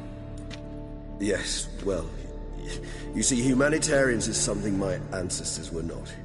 They concluded Kagmar would best be punished if he were tormented with the scent of blood he could not taste. Thus they also kept humans here. Humans whose blood they slowly let. Khagmar ranted and raged in pain as those humans slowly bled to death. They treated them like livestock. Live bait. I'd like to be able to turn back time. Deny it, but alas, I can do neither. Feel shame for my brethren. That is all I can do. Don't take it so hard. Nothing you could have done about it. Let's get to work. Well, that was awkward. Fine. I prepared the bait. Please be so kind and place it. Ideally at the tunnel entrances. The scent will spread most effectively then. Place the bait at the tunnel entrances. Monsters will catch its scent more quickly. When I think how these tunnels got here, send shivers. It was the natural order of things. The place reeked of death and it attracted necrophages.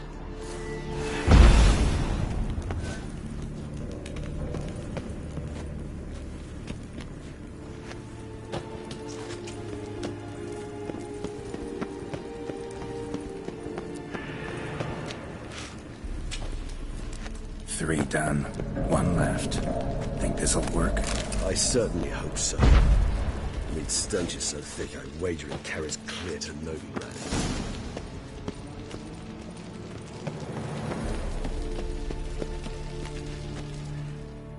Bait set. What now? I shall enter the cage. You must chain me inside. The bars are made of an alloy that will prevent me from transforming into mist. Kinda thought you wouldn't want to. I should be in great pain. My sole thought being to stop that pain. I cannot know what I will do.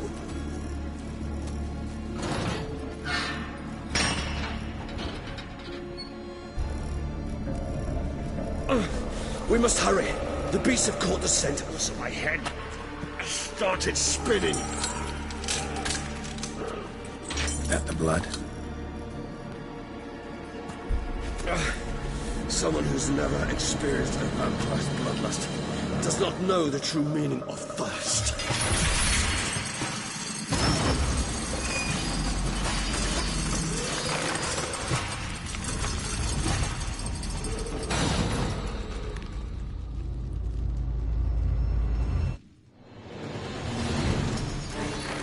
Maybe we need a safe word. You know, something you'll say when you can't take it anymore. And what did you do once I uttered it? Don't know. Down. Somehow. Please. I just smell the blood.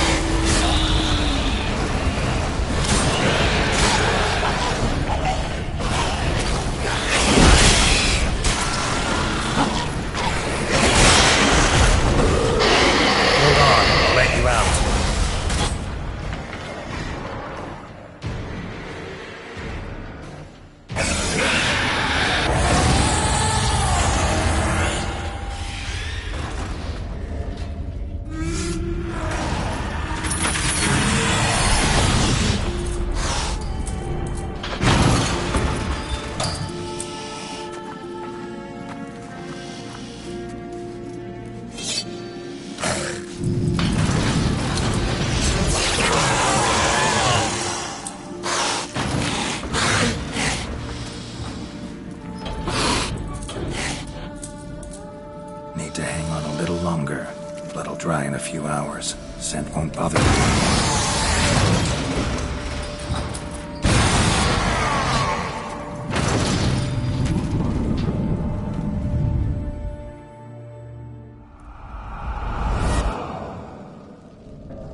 Get you out of here. The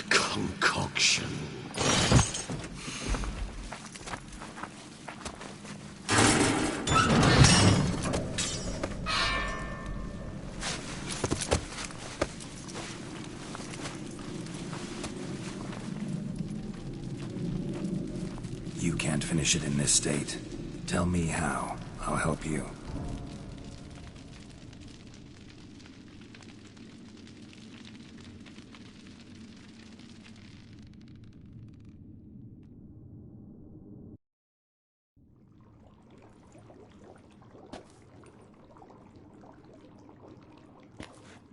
Any better? Far from ideal. And some time must pass before I fully recover. But yes, a bit better, thank you. Never expected it to be like that. You didn't tell me. We need not discuss it. But we do. Because if I'd known you were going to subject yourself to torture... What would you have done? Found Dettlaff some other way. I did not wish you to use any other way. Did that occur to you? No, because I thought no being would ever willingly subject itself to that kind of pain. You vampires aren't any different from us in that regard. I told you. The pain is my way of paying my debt. The enormous debt I owe Dettlaff. If I had to do it again, I would, in a heartbeat.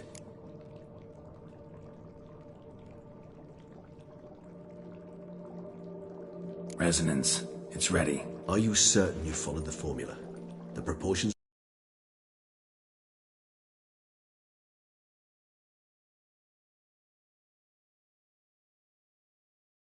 time precise. This is important, Geralt. The slightest deviation could cost even a witcher dearly. Relax. Got some experience brewing potions. Very well. In that case, let's begin.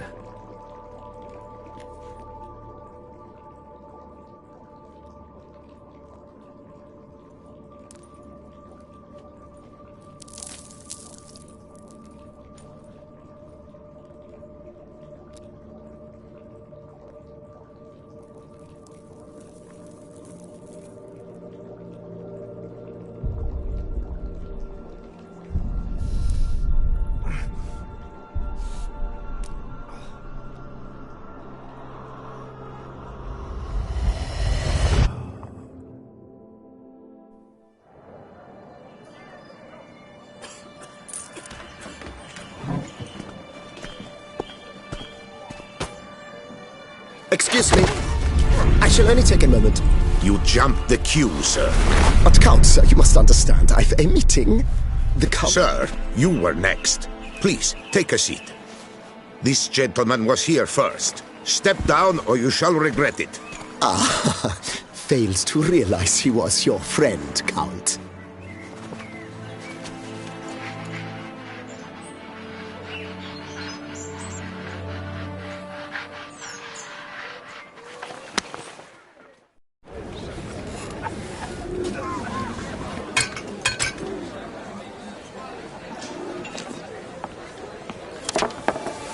It was then I ordered him to give up his seat and step off the stand.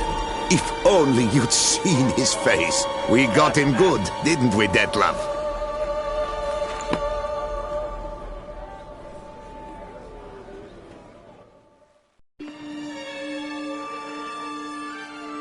And then Mother insisted we buy the mill. Curious, eh?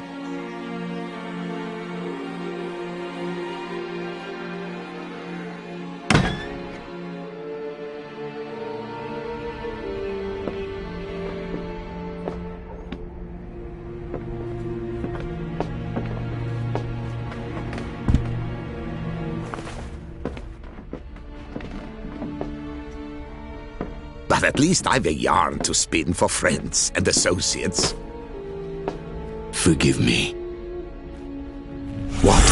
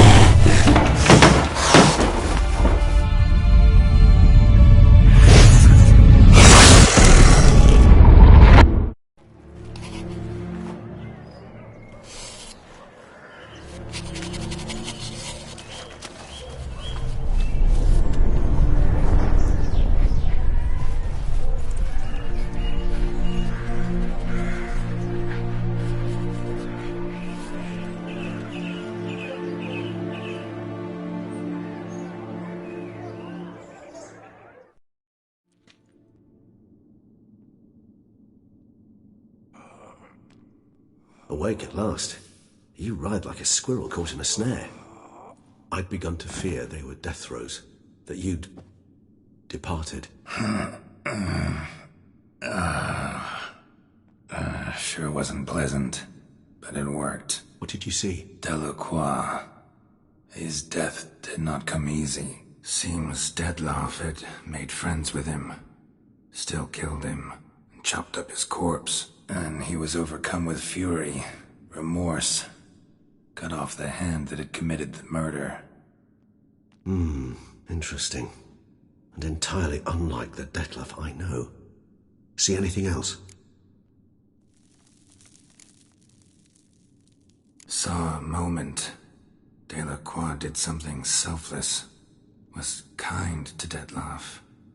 Guess it could have been the start of their friendship. Why the uncertainty? Nothing extraordinary about it. Normal, everyday situation, really. Visions were supposed to issue from strong emotions. Clearly the situation provoked such emotions in Dettlaff. Keep in mind, he did later murder Delacroix. Killing someone who's grown dear to us, it's bound to elicit strong emotion. Vampires are no different in that regard. Did you see anything else? There was something. Showed up twice in the vision. A bootblack stand. Dettlaff first met Delacroix there. Went back after the murder, actually. Peculiar. Stand was somewhere in the Port District. And the bootblack acted as if he knew Dettlaff. That would be even odder. Perhaps we should have a chat with the lad. Though I would expect no breakthroughs. It's our only lead. I'll go talk to him. Coming with? I shall join you later if it's no trouble. I don't yet feel strong enough to venture out. That's fair. Rest up. Be back as soon as I learn anything.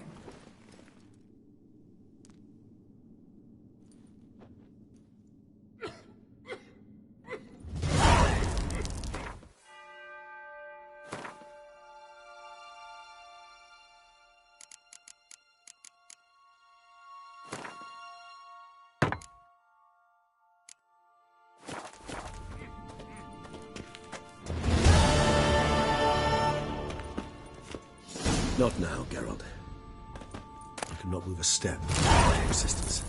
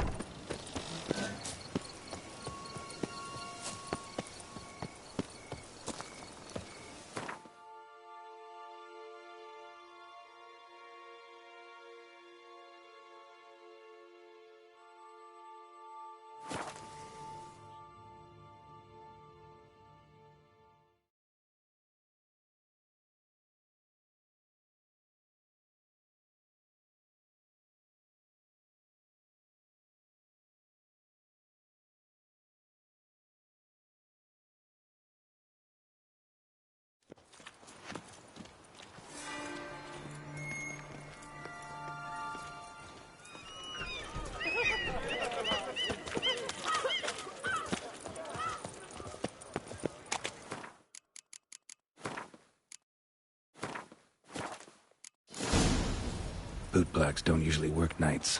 Need to come back during the day.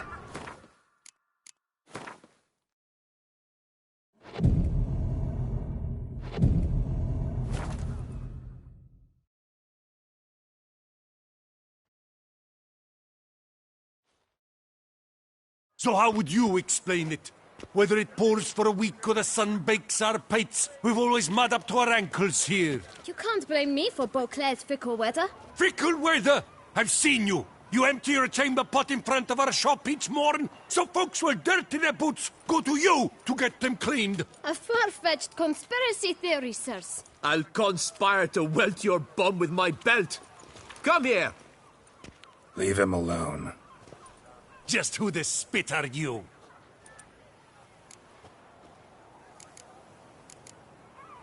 His father, and you won't touch him. I won't let you. Oh, poppycock. I knew his father. A grifter, a cheat, just like his brood. I'll teach him honesty. He'll not leave muck at our shop door just to draw patrons to his own stall! So back away, drifter. Not gonna happen. Won't it? Well, then we'll thrash you as well. Which is all the same to me. Now, let's not do anything rash. Circle him! Circle him! What? Lost your nerve?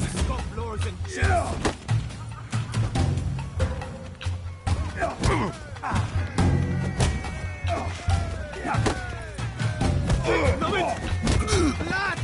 Blood!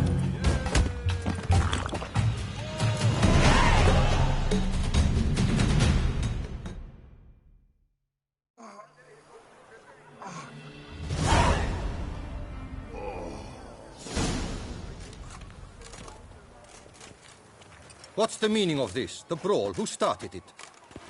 I'm investigating the beast, on the Duchess's orders. Ah, yes. We've heard of you. And these men, what are they doing?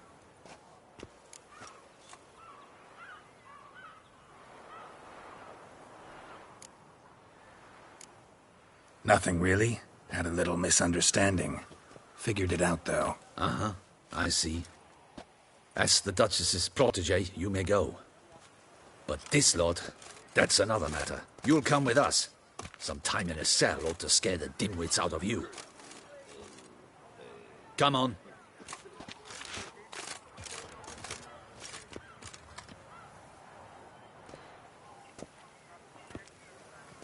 You're very good with your fists, sir. Wouldn't be looking for work, would you? We'd make a fine duo. Yeah? How you imagine that working? Splendidly. That's how.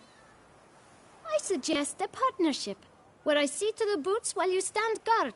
And as you're the stronger, come morn you take the chamber pot out and help me make mud. Bit about the mud's true? They were right to want to box your ears. I've got to make a living somehow, so what say you, sir? Partners? Let me think about it. Listen, I'm interested in a certain gentleman. Oh, wait! Before we get to talking, please, take a seat. But my boots are clean. In this city, no boots are clean unless they just come off my stand. A seat, sir, please.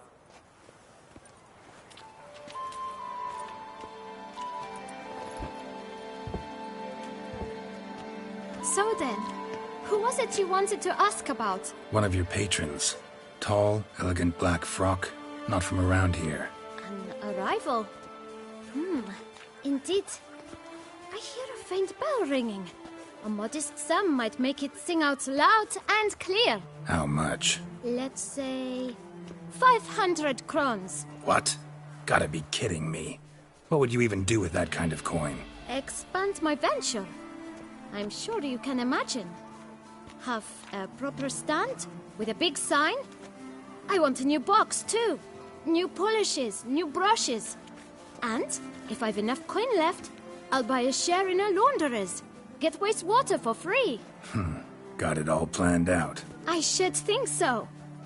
Capital is all I require.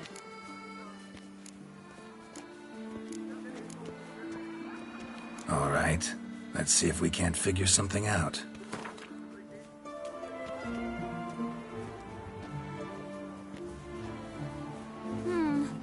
It's not quite... I don't know...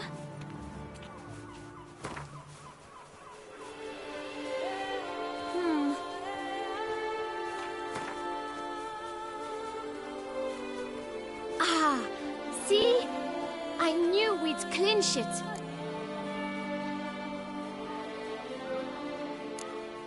Just one problem.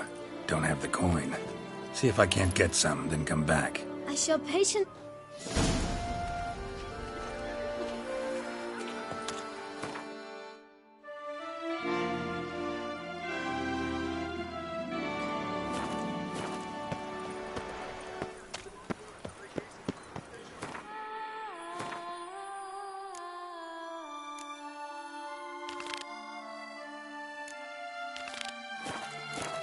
Ah, Lepiota's lips.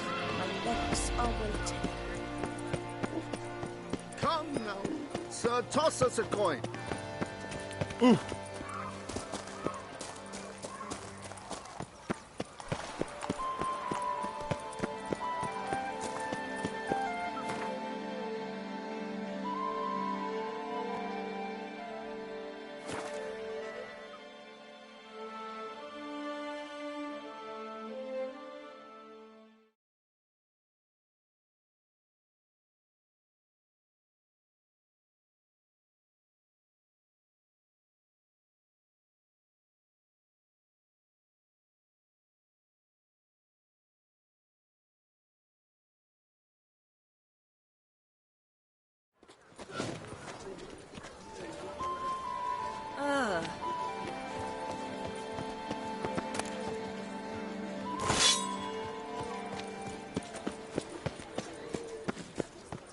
Oh my.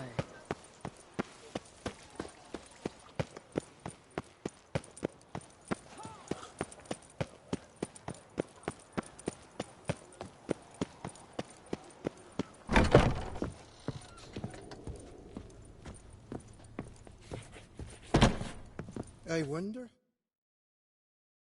Greetings, knight. Much is said in Beauclair of your bravery.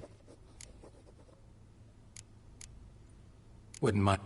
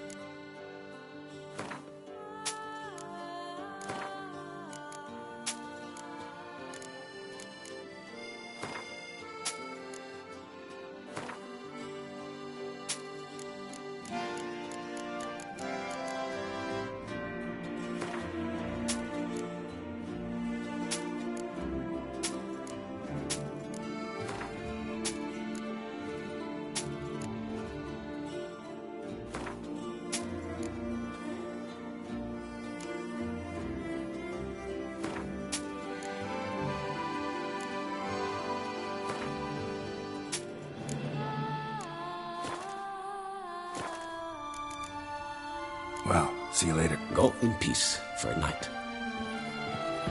Sticks this number.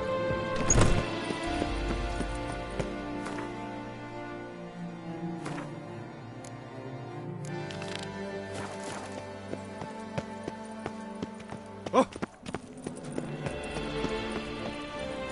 the Witcher! The one that Duquesa summoned!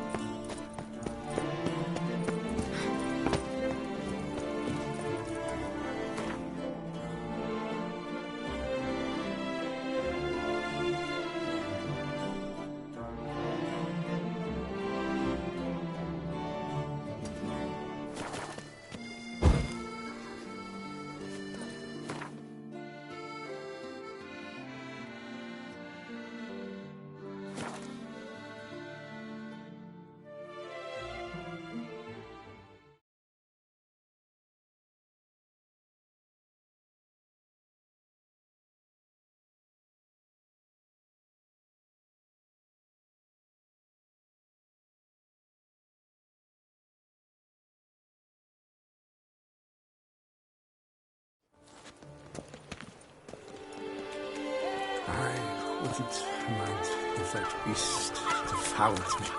I'd get some peace at last. Oh, Lepiot's lips. Oh! My lips are wilting. Ah!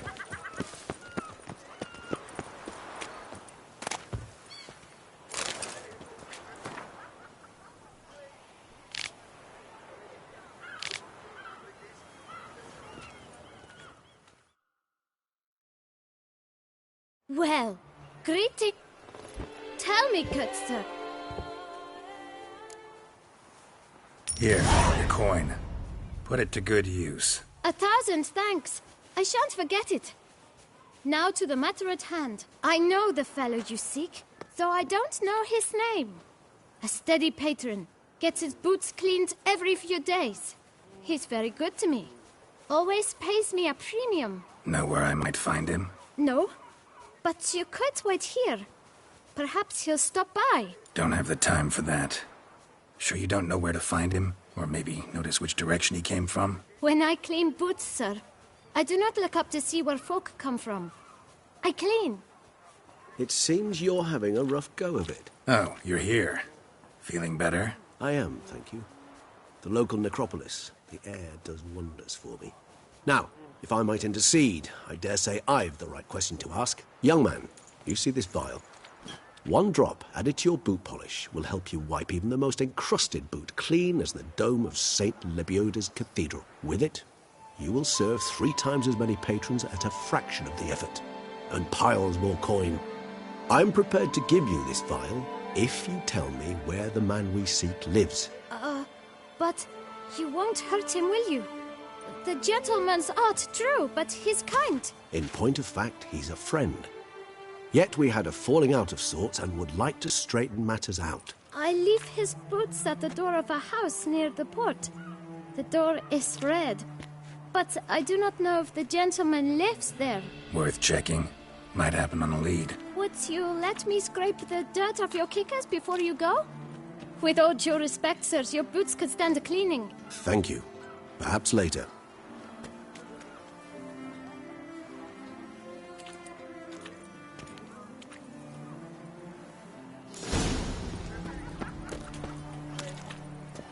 Handled that kid pretty well. Finding the right approach.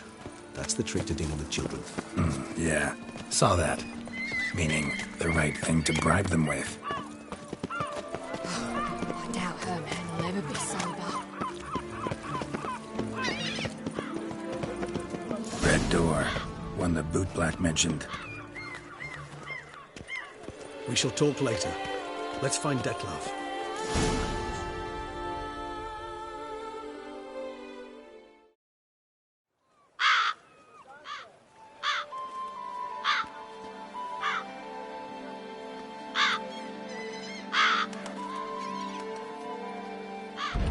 Won't budge. Gotta break it down. You might just as well stand out in the street, pound on a drum and holler, "Detlef, I'm coming for you." A bit more finesse, I implore you. Let's hear your idea. Give me a moment.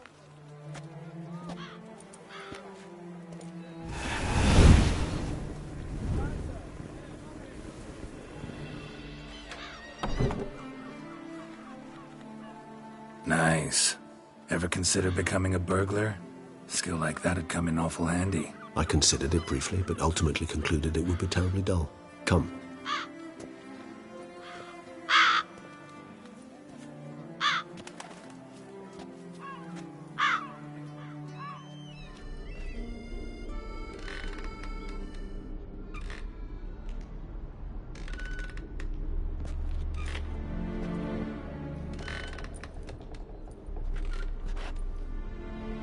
He here?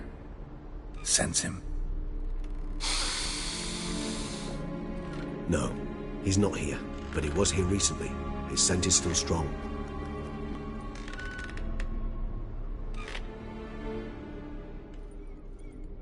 Let's look around.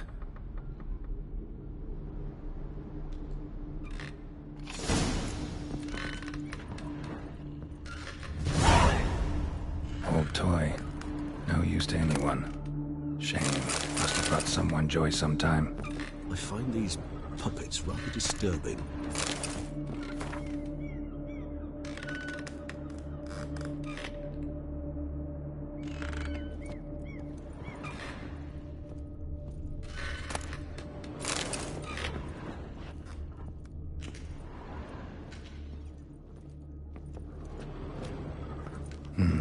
Somebody fixed this recently. No dust mark. Somebody moved this here recently.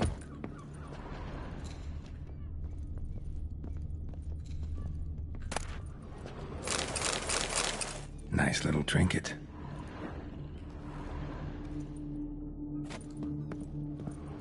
This is no time for idle chatter. We must find Detlef. Attic, let's go. So this is his nest. Need to look around. Woman's likeness.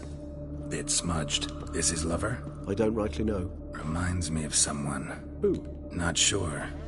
Can't help feeling I've seen that face before, though. Sometimes I think I might end up like one of these toys.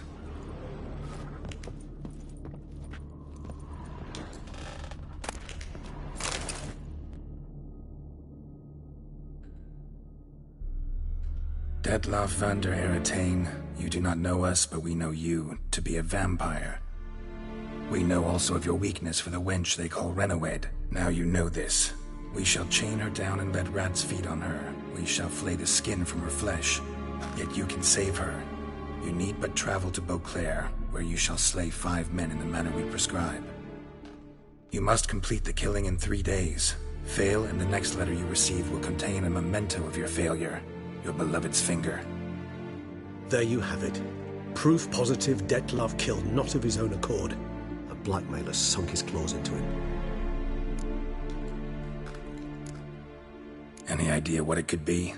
Detlef have any enemies? Indeed. Detlef gains foes occasionally, but they never live long. One might have managed to evade him. Possible in theory, but I know of none. It would have to be someone devilishly dangerous. As you well know, having faced Detlef yourself. Whoever it is someone new. Who's Renawed? His one-time lover. The sole human woman with whom he was very close. Because she accepted him. With her aid and care, he found a place for himself in this hostile world. She began the work that I strive to continue. Ever meet her? Never had the pleasure, alas. She deserted him a time before he came around to save me, though he always claimed she'd gone missing. Why do you think that? Any signs or clues to that effect? None to be found. Apparently she disappeared one day. Her belongings disappeared with her. Not a scenario one associates with kidnapping. In my humble opinion, she left on her own. Scared off perhaps by a bout of Detlef's rage that revealed his other, more monstrous side. Detlef have trouble letting go? Accepting that she'd left him? Is that so hard to believe? Do you know no humans who've struggled with just such a thing? And Detlef is so much more emotional than most humans. Not only was she his beloved, his lover, his mate, she was a member of his pack. And one never leaves one's pack voluntarily. Even if Renawed did abandon him that time, looks like someone's actually kidnapped her this time. Hard to argue with that. And hard to foresee what he's prepared to do to free her, get her back. He's prepared to kill, that's clear. As would you be for Yennefer. He kills for he cares for her deeply. And that blood, those individuals, they mean nothing to him. Yeah, I get it now. He's out to rescue a female from his pack. Exactly. Right, so someone's blackmailing him. We know that. Still have no idea who. Need to look around some more.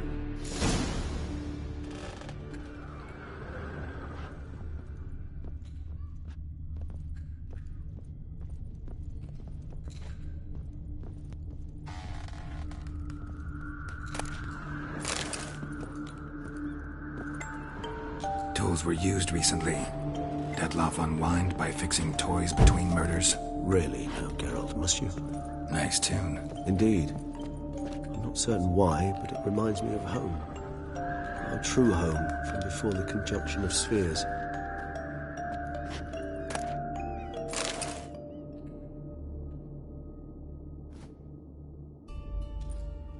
Look, slips of paper, name on each. Count Crespi, Count Dulac, Milton de Peyrac-Peyrin, Count Delacroix. Detlef's victims, one and all. But that's not his hand. Must have come from whoever wrote the letter, all of it written using the same ink.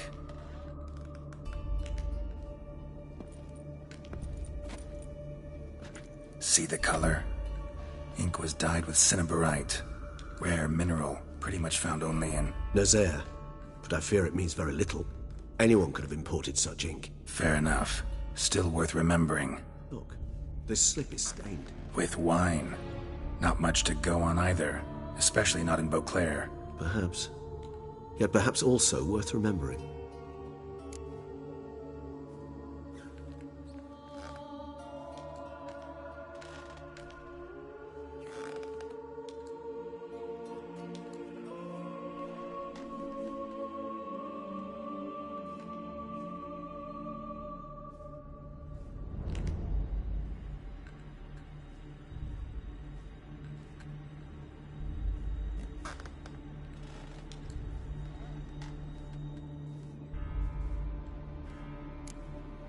Blackmailer. Kinda curious who it could be. Why is that? Regis. Somebody kidnapped a vampire's lover. Bold to begin with. Now they're forcing the vampire to kill. A vampire you yourself insisted no murderer. Blackmailer's skilled. Someone special. Astute. Now that I think of it, I'm beginning to wonder if... It's not one of your kind? Another vampire? Precisely. The plot thickens. Just a hypothesis. Wouldn't set my heart on it till we know more. Right you are.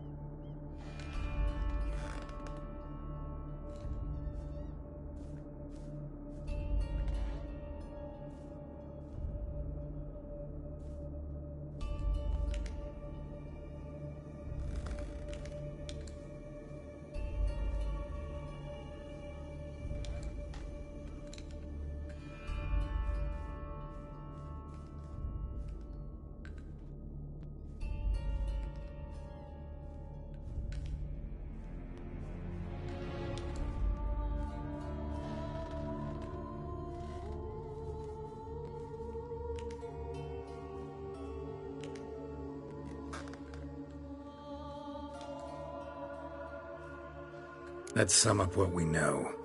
Seems Detlef's being blackmailed. Someone's been feeding him his victims' names. All noted down using one and the same Nazari ink, and not in his handwriting. Not much. But enough to ascertain Detlef's innocence, clearly.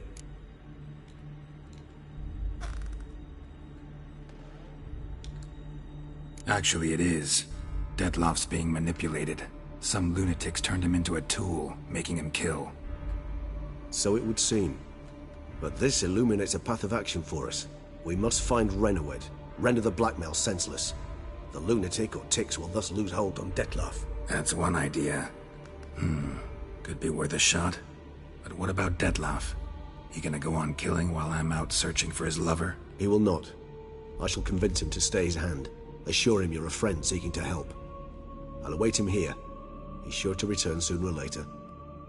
Think he'll listen? He will. Ought to wait with you, maybe. No. He'll sense you from a mile off. Simply fail to appear. I'd better stay alone. You must trust me on this. Fine. Need to report to the Duchess first. So be it. We'll await you here.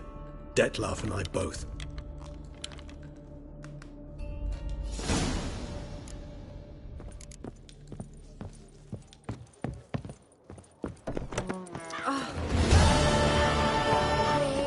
Witchers are walking, walking. A witcher goes a walking. Every single lady keeps a devil's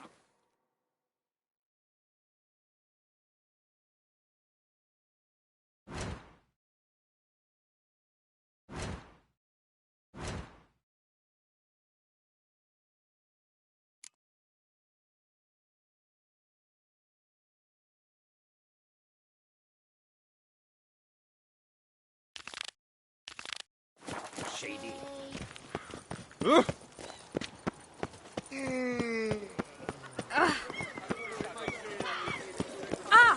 Dump it out your head. Finish some free advice, rich man. If you've no reason to live.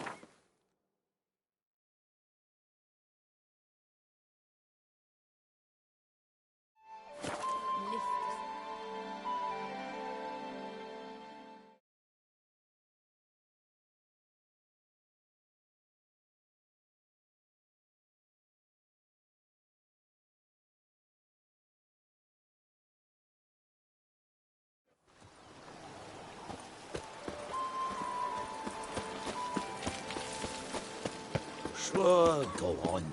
Drink up while you're young, coin.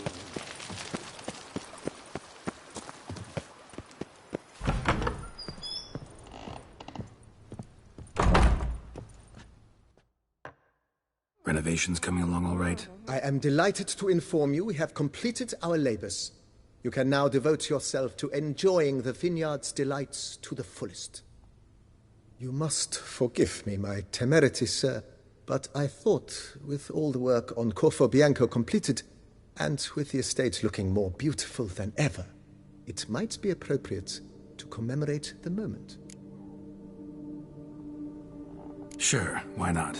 During the tidying that preceded the renovations, I came across a bottle of Sapramento, the 1250 vintage. I cannot say by what miracle it survived, but it is here, and we've cause to open it today. And then he ran straight into the crowd, burning bouquet in hand. All thought it a part of the performance, so they only laughed, even when the decor began to catch fire. It was not until the flames engulfed Baron Mahevkin's beard that folk began to realize something was amiss and went to put out the fires. Sounds like Monsieur Bolius and Madame Nina threw some first-rate balls here. It was so. In this regard, Baron Rossel was decidedly more reserved. So tell me, Barnabas Basil, what's the wine situation like here? Am I going to produce any this year? This year is out, I fear, sir. Last autumn, a fungus destroyed all the vines. Baron Rossel had new ones planted, but it will be some time before they start bearing fruit. Assuming, that is, the fungus does not reappear. That'd be bad. This Sapramento got me dreaming. It's amazing. Isn't it, though? Allow me to top you off, sir. There. Thanks.